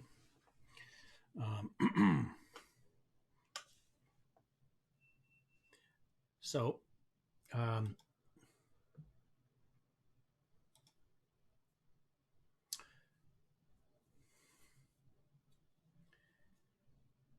here I'm talking about in the app. Wait, I want to get you to the app. The Marseille deck derives from those old decks, those old Italian decks, and maintains their more abstract minor arcana cards, the number cards, those little abstractions. The abstraction of the Marseille cards makes them more suited to an open-ended interpretation when performing readings. This is true. This is obviously a little bit more open-ended. You abstract something and it becomes more debatable what it means. Rider-Waite has that slightly annoying American tendency to want to go, boop, this is what that means. That card means this, and here's an exact little cartoon about that. It's not quite that, but it leans there.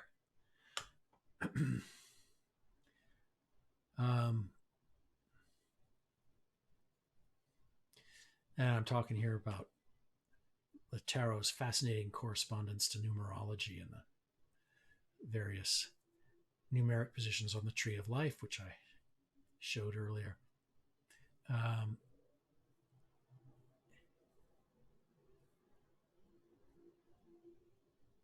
Yeah.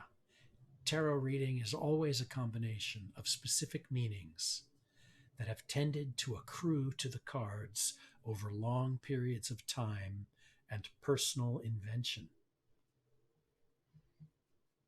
That's true. Structure of the deck, well, you know, the Hanged Man, yeah, that's a major, then you know, the minor court card, and then the number cards, of course. And there's I love this list of the numbers. I feel like the work I did on this was thorough enough and got me to something that rings a bell every time I use it. I feel like, yep, that's an apt description of the quality of that number card. Now, the meaning of the four suits, very simple. Wands, creativity, desire, passion, work, fire. Pentacles, the earth element, material needs, finance, physicality, sensuality. Cups, emotion, love, feeling, the water element. Swords, the intellect, ideas, beliefs, conflict, the element of air. In other words, swoosh the sword whoosh, through the air. That's why, that's the symbol.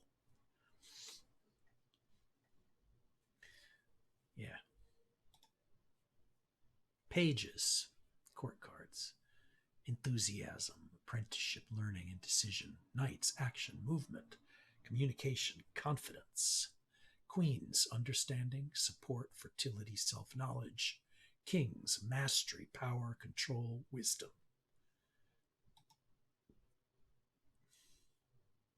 You know, these male-female dichotomies are becoming more questionable today, of course. For instance, why isn't mastery up here under the queen? Well, it is.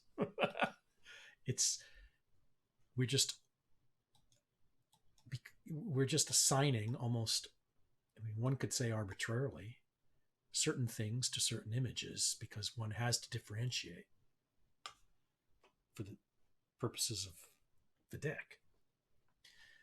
But yes, mastery, control can just as easily be with the queen. But one could just as easily apply the king card to any female force. We all have both. We have female and male energy to varying degrees along a spectrum. It's never defined entirely or finite. It's continually in flux. So there's nothing wrong with putting mastery on a male image as long as you're willing to apply that male image and idea equally to female. They're just energies. So a female or male can have a male and anything in between, anything. Anyone can have the female or the qualities of the queen or the qualities of the king or knight or page. It doesn't matter. It's all open-ended in continual motion. Ain't no rule there.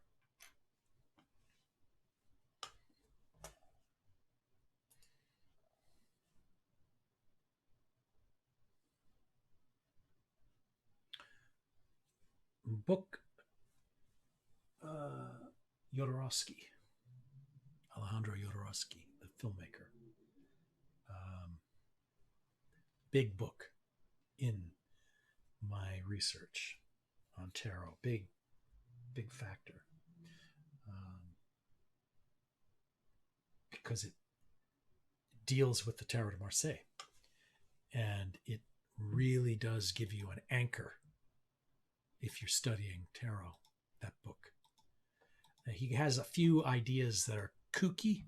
He gets a little too infatuated with tiny little details that could possibly be misprints over time in an image, and assigns too much importance to a little line that might drift a little bit, or a little gap, or it gets a little too much. But if you just take those for the little momentary glitches in his book, it's pretty darn solid, that book. What is the title? I have the darn book in another bookshelf. But anyway, Alejandro Jodorowsky wrote that book. Hang on. I should just go get it. Hang on a second. Because it is an important book. Let me go hang on.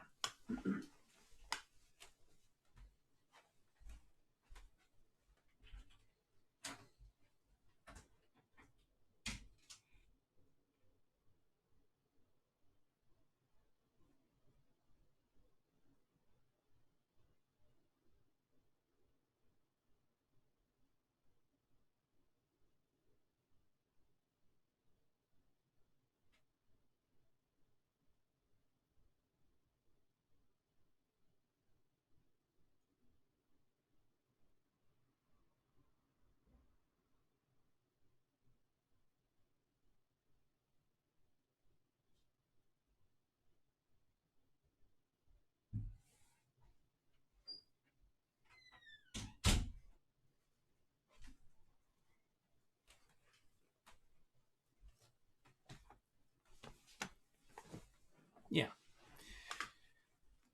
The Way of the Tarot, the spiritual teacher in the cards. That book is really good. So, yeah.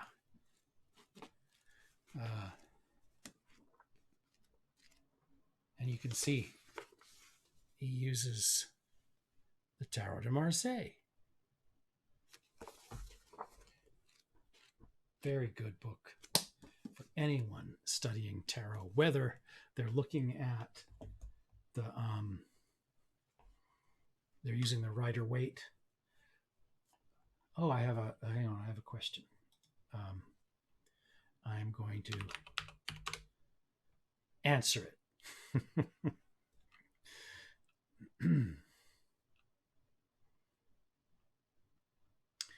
So yeah, this book it has humor also. And Jodorowsky is a therapist who uses the tarot to kind of make people feel good, not specifically to tell them what they should do.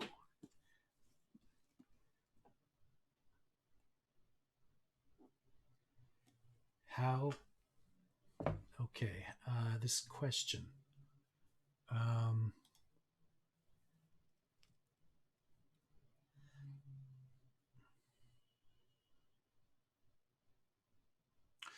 thinking about how to approach it. Okay. Shay, let me ask this.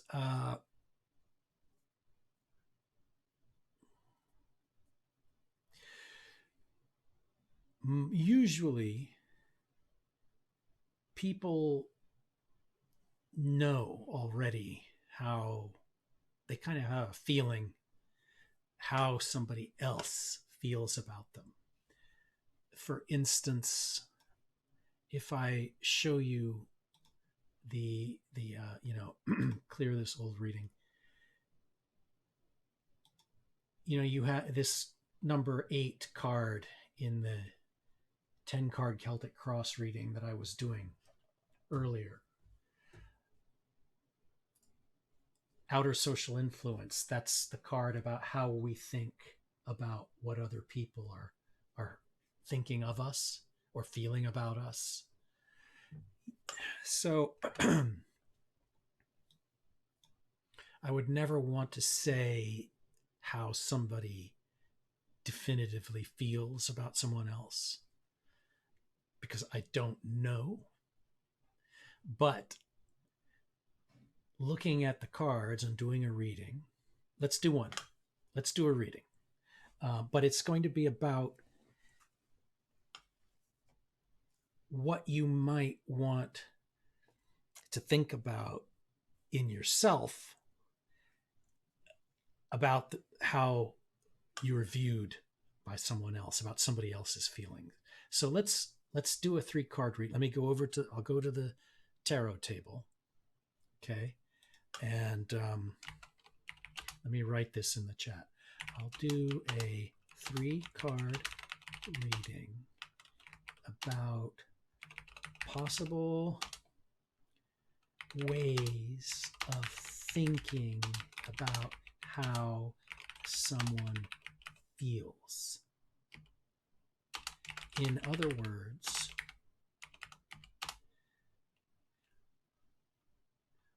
what you might consider when trying to ascertain what someone else feels. Okay? All right, let's go over to that table.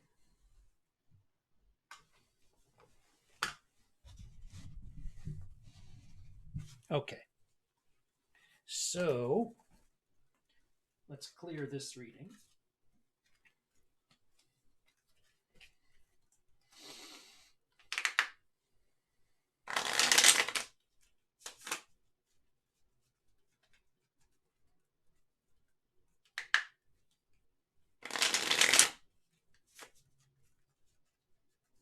Let's do more of this shuffling because these cards are kind of stiff.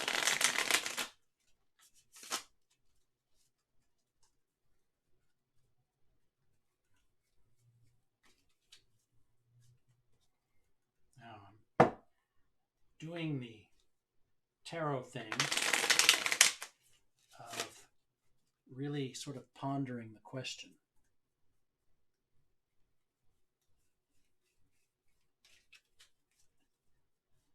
Okay. All right. Things that we might want to think about and sort of really sort of consider and focus on to try and sort of understand how someone else is feeling or about us. This is about our own ideas our own self-analysis to sort of get a handle on why is it important for me to be able to figure out what somebody else thinks. Okay, it's sort of like that. And we'll say the card on the left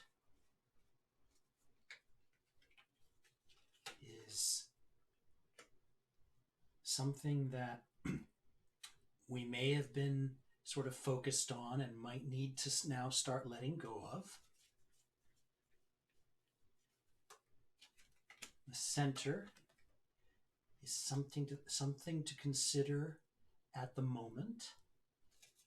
And the card on the right is something that we might want to consider about another person's view or feelings toward us in the near future. Okay, so here we have 8 of swords, and that is sort of passing us, and this is a number card. It's not too significant. It's sort of temporary condition, okay? And as I was explaining earlier, the 8s are a sense of balance and perfection, and we've put a lot of energy in. We've done a lot of work and a lot of growth.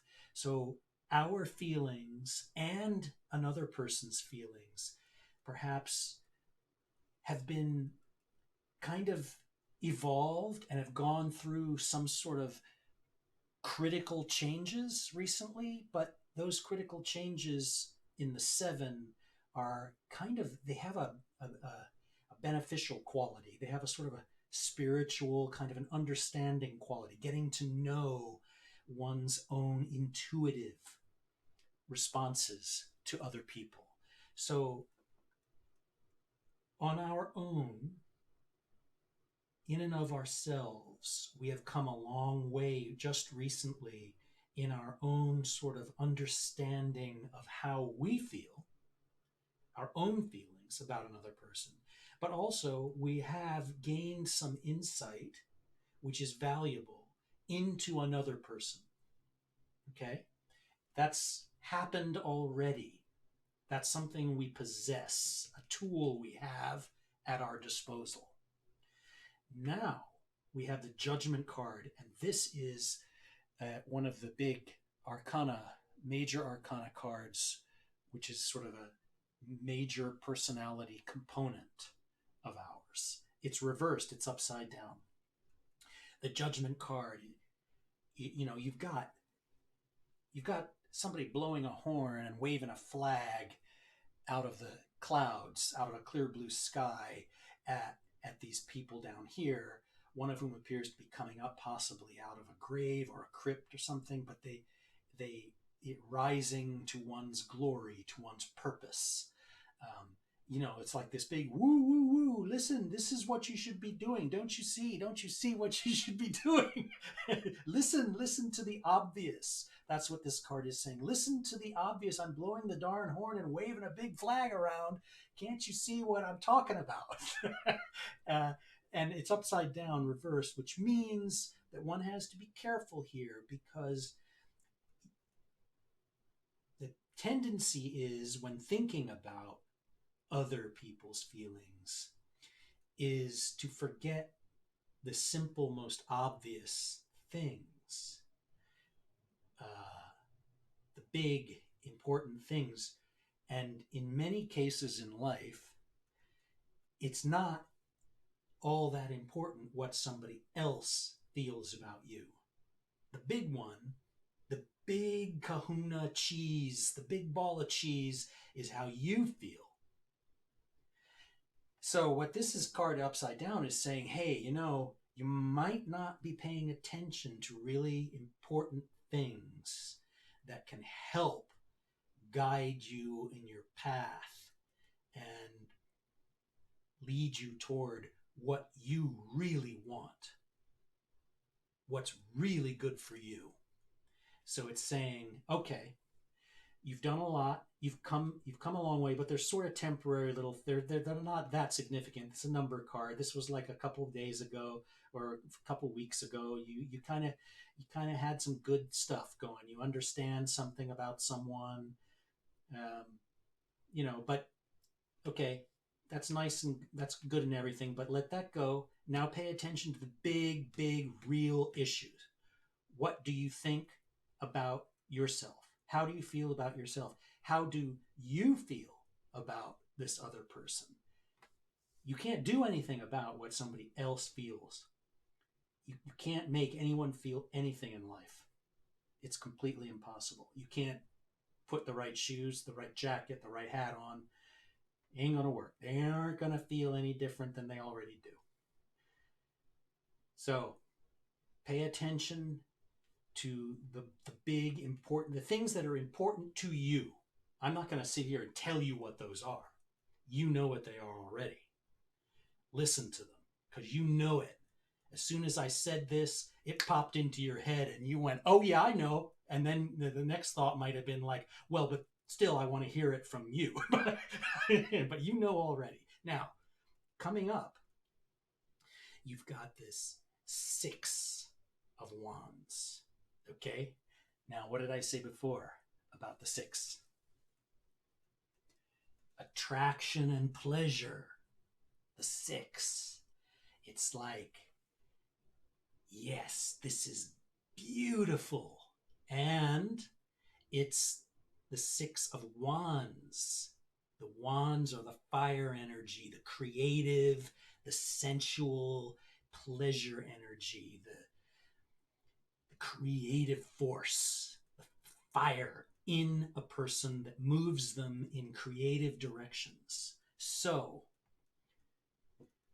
potentially paying attention to what's really important in yourself, what you feel and think, is in fact what leads to the next step coming up, which is kind of like a breakthrough. And you realize that there's a whole lot to like going on, and I can kind of really enjoy. That's a very positive card coming up there. Now, it's not a major arcana card, it's a number card. So it means that this deep-seated energy that you need to consider, this true, what is really important to me, I got to listen to the voice inside that's really loud, actually. And that will drive me to the next step in the process here, which involves great satisfaction and pleasure and enjoyment. That is something to think about. So, let me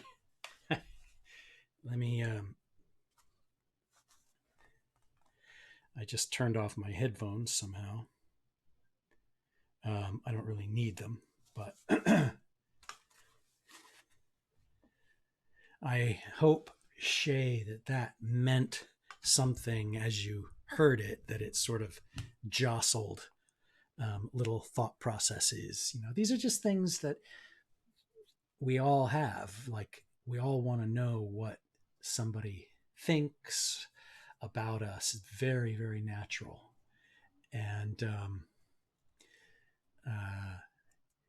this reading has a very positive path to it.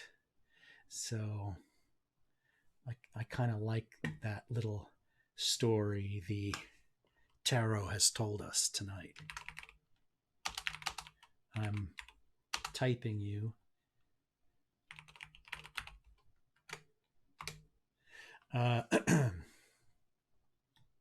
Yeah, Shay, thank you for asking. Actually, this is a new stream, brand new. Just today, I just got things set up and established, so it's nice to actually have some back and forth and discuss a reading with a real live person So yeah, that's really good. Where am? Oh, let me go back over here. Oh, thank you for the follow, Shay. I'm just getting used to the how these things pop up. So,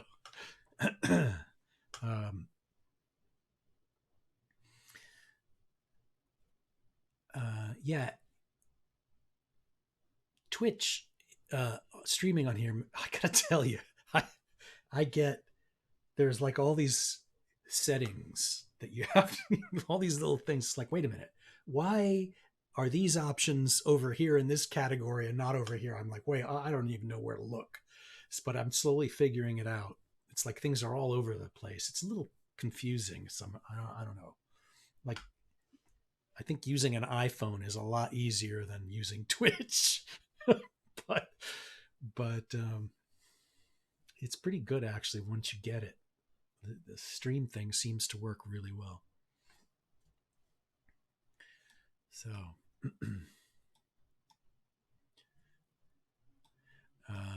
I'm going to try to do a schedule of some kind. I have to come up with that because I'm actually really busy. so I need to figure out when I can do, because people like regularity in streaming. I know that anything like this, I get notifications from Twitch when certain people I follow go live, which is awesome because then But if they come at random times, then you never. It's better, I think, if things are a little bit sort of set.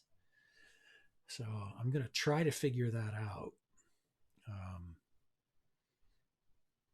Like evenings are a good time, I think. I think actually tarot is kind of a thing you want to do kind of at night anyway. It's like a night thing. Candles. So I'm going to do that. Let me, what was it I wanted to do?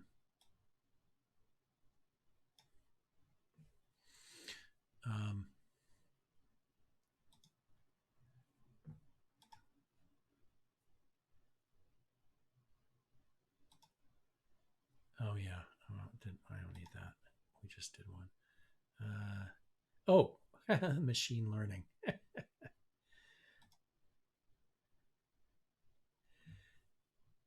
Yeah.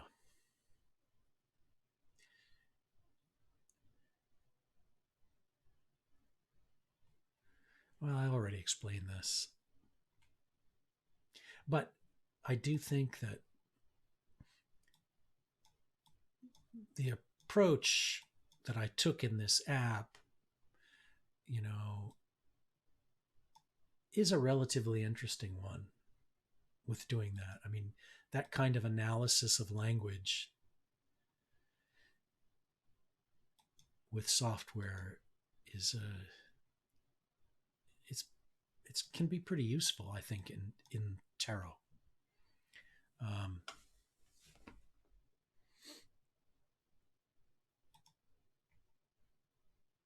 So, all right. So let me.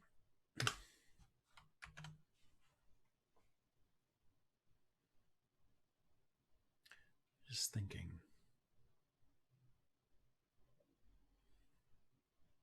Pondering my next move.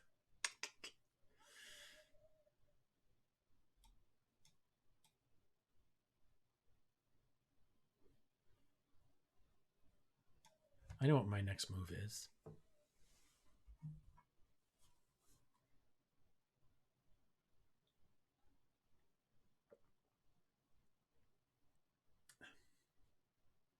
Take a drink. That's my next move. Bubbly.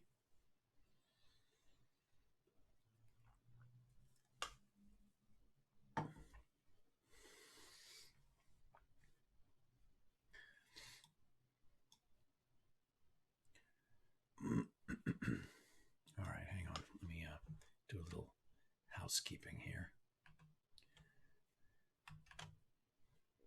Okay.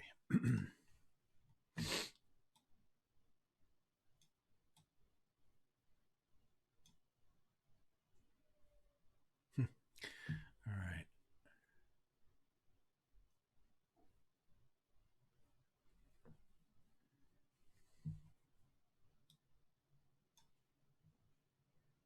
Okay, I'm going to take a short break. I will be back. I'm going to put up a little intermission screen just to test it, make sure it's good. I'll be right back.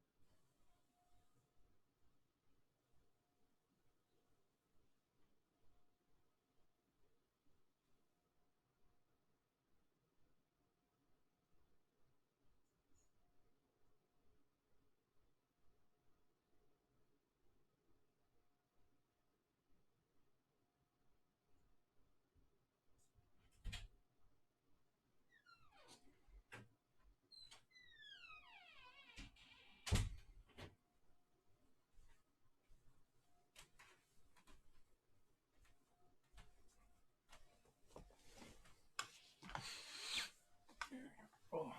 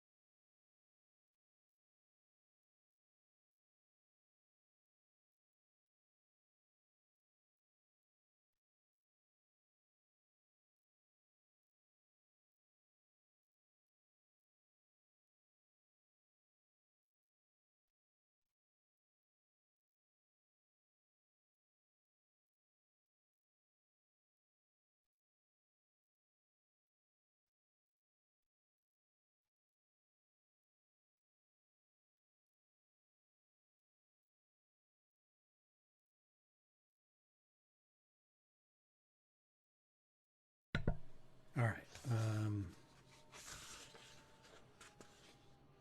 Hang on.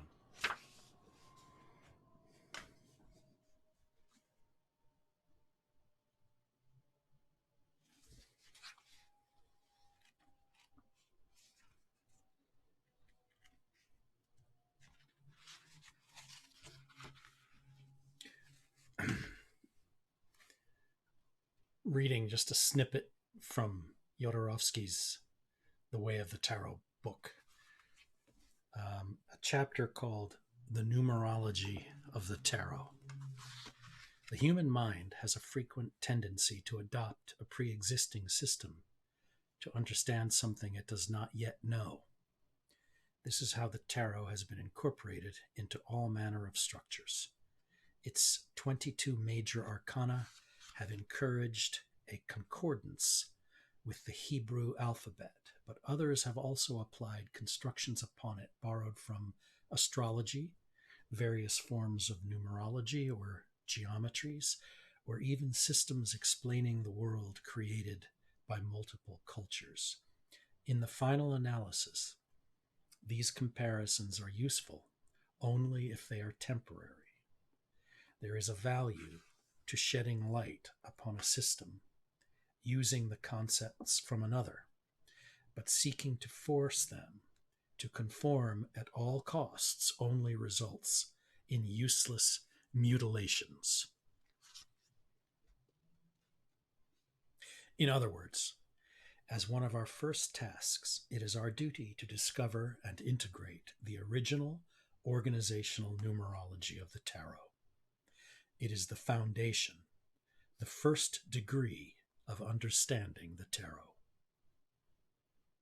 It will not yet allow us to read it, but it will enable us to integrate all its principles. This numerology will later become a measuring system that permits us to read all the decks based on the structure of the Tarot of Marseille. Integrating the numerical construction is like holding a key that, like musical notation or a grammar, gives meaning to the projective interpretation of the arcana.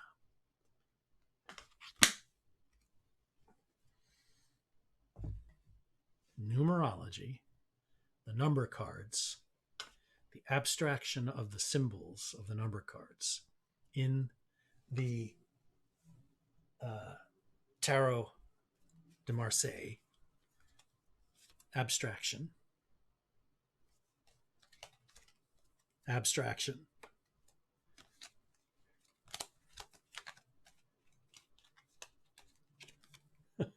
abstraction. You know, there's just really two important things going on here. You know, people, Jodorowsky included. So you got this card, you got this guy with his book. Okay. This guy in his book does a lot of writing about the actual drawings on these cards, the little leaves. You know, what direction are the petals of the plant pointing? Are they twisty leaves? Are they flat leaves? Are they facing this way or that way? Are the stems cut? You know, it gets a little much.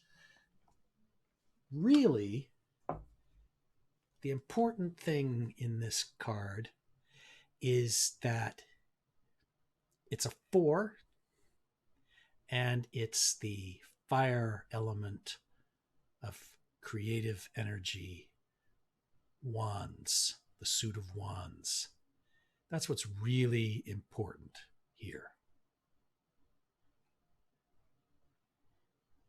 You know those two things, and then you can put together these basic elements. 4, pretty foundational, supportive structure number. Stable, 4 legs on a table. Usually 4 legs on a chair as a general sort of concept. See how it gets with tarot, really? You know, you don't necessarily need a picture of somebody, you know, buying a ticket and getting on an airplane and flying over a skyscraper. You know, you don't need that. All you need is these hints, and then your storytelling brain kicks in and does all the work that illustrator making that other deck would do for you.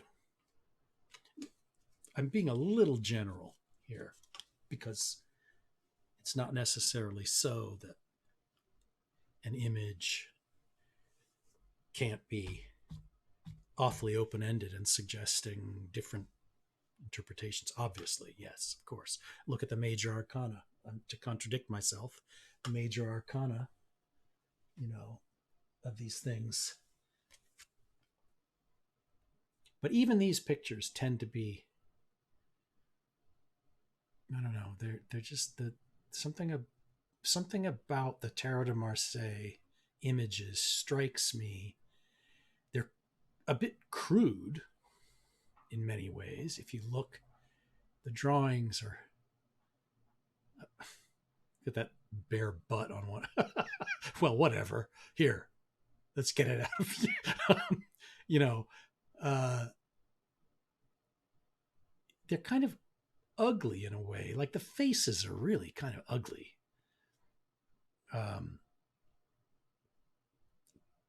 But they're symbolic. They work as a deck of cards better than most. I think many decks now are a little precious.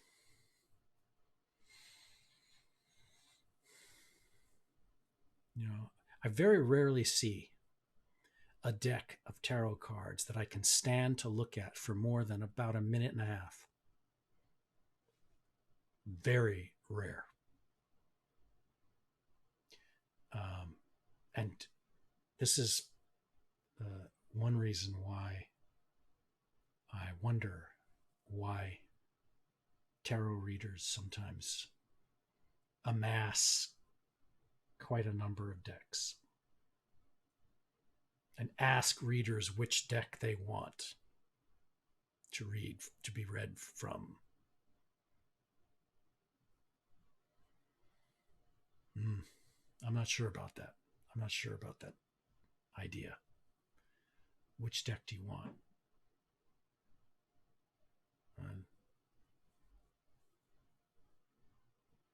I want the good deck. I want the deck that's going to tell me what to do. Well, that deck hasn't been drawn.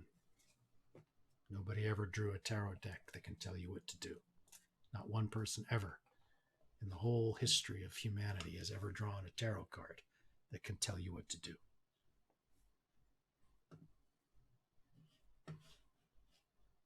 I promise.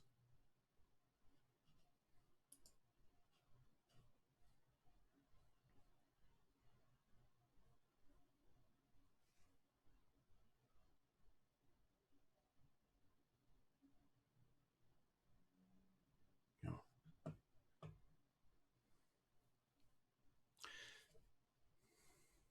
All right. I'm gearing up to do one more reading.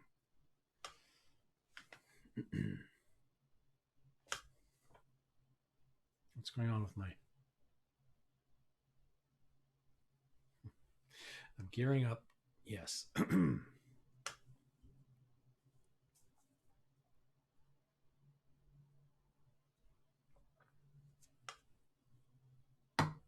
Okay. I'm trying to monitor this. I'm trying to pay attention to the right controls on this thing.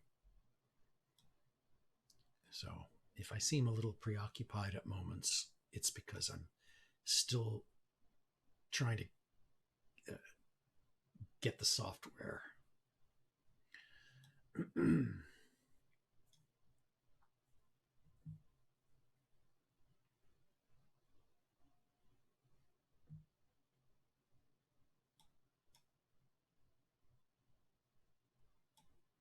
All right. Here's what I'll do. I'll hit the table again with a reading, a momentary, a reading of the moment. In other words, a reading for me and what to think about tomorrow morning to start the day. Simple. No big question I need to know anything about. Just sort of wake up and keep this little thing in mind.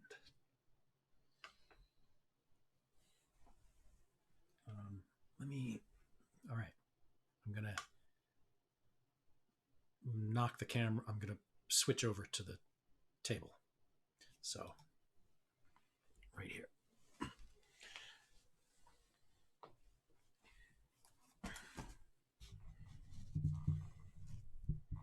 All right.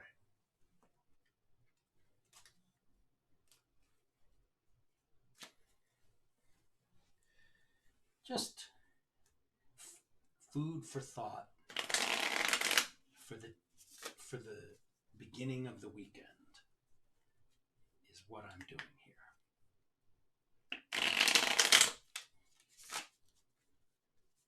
Every tarot reading is a little story that can be read anytime again by anyone and have something to offer. They're little stories.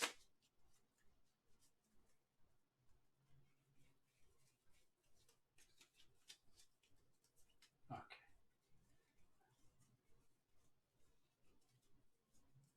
little set of 3 cards, something to think about to start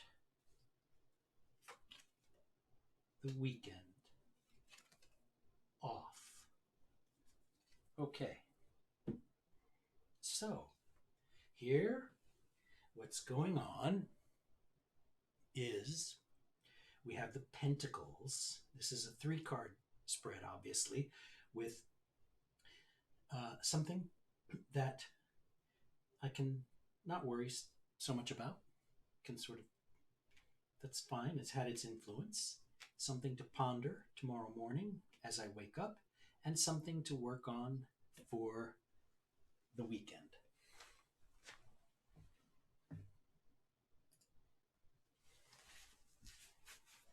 Ten. That's a 10 of Pentacles. Pentacles is the earth symbol, the realm of work, our finances, our food, our sustenance, our nourishment, our taking care of ourselves, taking care of the physical body, our existence. That's what it's talking about. And the 10, we've come to the end.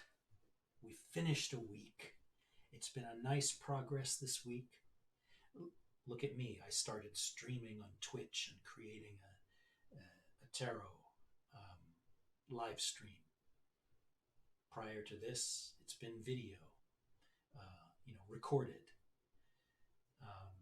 This is the first time I've done a live tarot evening. And that's the culmination of a cycle of progression. It's something I've been through, some progress and learning, and I've evolved, and I've reached this point, and now that is passing us. I've done it. I can stop worrying about it. I can improve it, yes, but I've gotten there, and I've completed that part of the cycle. I put the work in. I've done the physical labor required, and it's a done deal. It's happened, and I can sleep. I can kind of rest now and prepare for my next phase. This is common to people that engage in complex projects, and they work hard on something. It doesn't have to be anything to do with streaming or tarot. It obviously can be anything that you apply yourself to. And when you feel like you finished something, it can even be a thought process. But this is tending, of course, toward the physical. Work, going to work, something you've done at work. You accomplished it this week, recently. And good job, well done, is what this card is saying. Now, what's next? Let's get ready. And what do we have here? But again, the earth symbol of the physical realm with the Pentacles sign. The 1, but reversed, upside down. The 1 is up here. You see that this is right side up. It's hard to tell, but you can tell with the deck of the Marseille because they always put the number at the bottom. The 1 is the infinite possibility and energy for that next thing. So basically it's saying, get up tomorrow, make yourself some coffee and have a nice, fry up some eggs and, just think about what you're ready to do. What's the obvious next thing you want to do because you're ready to take that step. You've got everything you need and everything's sort of built up inside and it's ready to go. You know what that is going to be. So just enjoy. Don't worry too much about it because it's all there in you. It's ready to go. You don't have to push. That's what the 1 of Pentacles is saying. And this is in the realm of the physical, the labor, the work, the self, the taking care of the actual job at hand.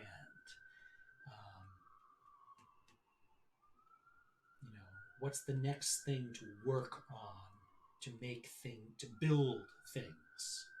That's what it wants me to consider over my coffee and eggs tomorrow morning.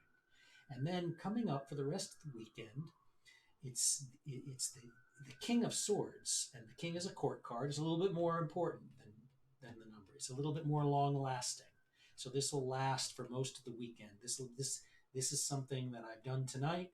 This is something to think about tomorrow over my eggs. This is something that'll last me through until next week. And the King of Swords, the mental, the intellect is saying, okay, this is an upside down card, it's reversed, and my control and mastery over the ideas I need. I may not have everything I need yet. I may be inclined a little bit to push too quickly into something and not apply, do something without understanding it fully, without understanding its consequences fully. Be cautious about that. A little doubt, perhaps, creeping in. So, I've finished something. I need to consider what to do next. But of course, it's upside down here. I have this energy, but I may not know how to apply it. I may not know. Think about the specific things I need to do, to accomplish. Don't just let them just sit. Don't rest on my laurels, in other words. Don't rest on my success in one project and neglect to move forward to the next one. That's why this is upside down. And of course, this is continuing that, saying you need to apply your thinking, you need to think things through. You need to be precise. You need to understand what's required before moving forward in order to have real confidence and control of what you're doing and master the next steps. So that's what I need to think about this weekend. So potentially I've blundered into this live stream thing as my little project, and the cards are saying, okay, well, you got it done, you put it up there and everything, but do you have what it takes to keep it going? Are you going to do the next things? Ponder that tomorrow over your eggs and for the rest of the weekend. Make sure. So in other words, maybe I should just simply apply myself tomorrow again and do this again tomorrow at some point, just to push through to the next step. The next step would be some kind of continuity. That's what I get from that reading.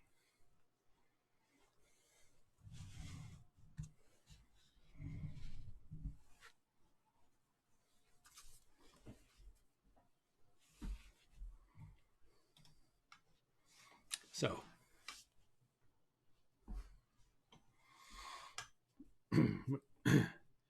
talking about the eggs, though, makes me want to have breakfast. So, I'm getting hungry. Maybe I should have the eggs now.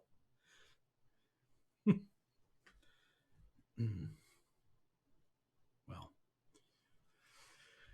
I'm not going to do that. I'm going to wait.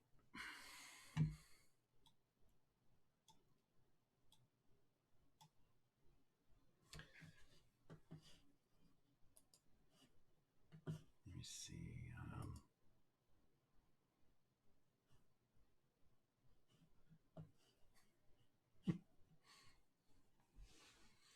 All right. So I think that I've covered some pretty decent bases this evening. And I think I will wrap it up for the night. And I'll do what I said. I will get another one going this weekend. And try to have some more little interesting tidbits about tarot. Maybe read some more from something. Okay. So thank you for watching, and I will try and leave this available. I think what I'll do is export this from Twitch to YouTube. I can do that, I think, and save these streams. If somebody wants to watch, somebody wants to watch them. All right. So thank you very much, and good night, and happy tarot pondering.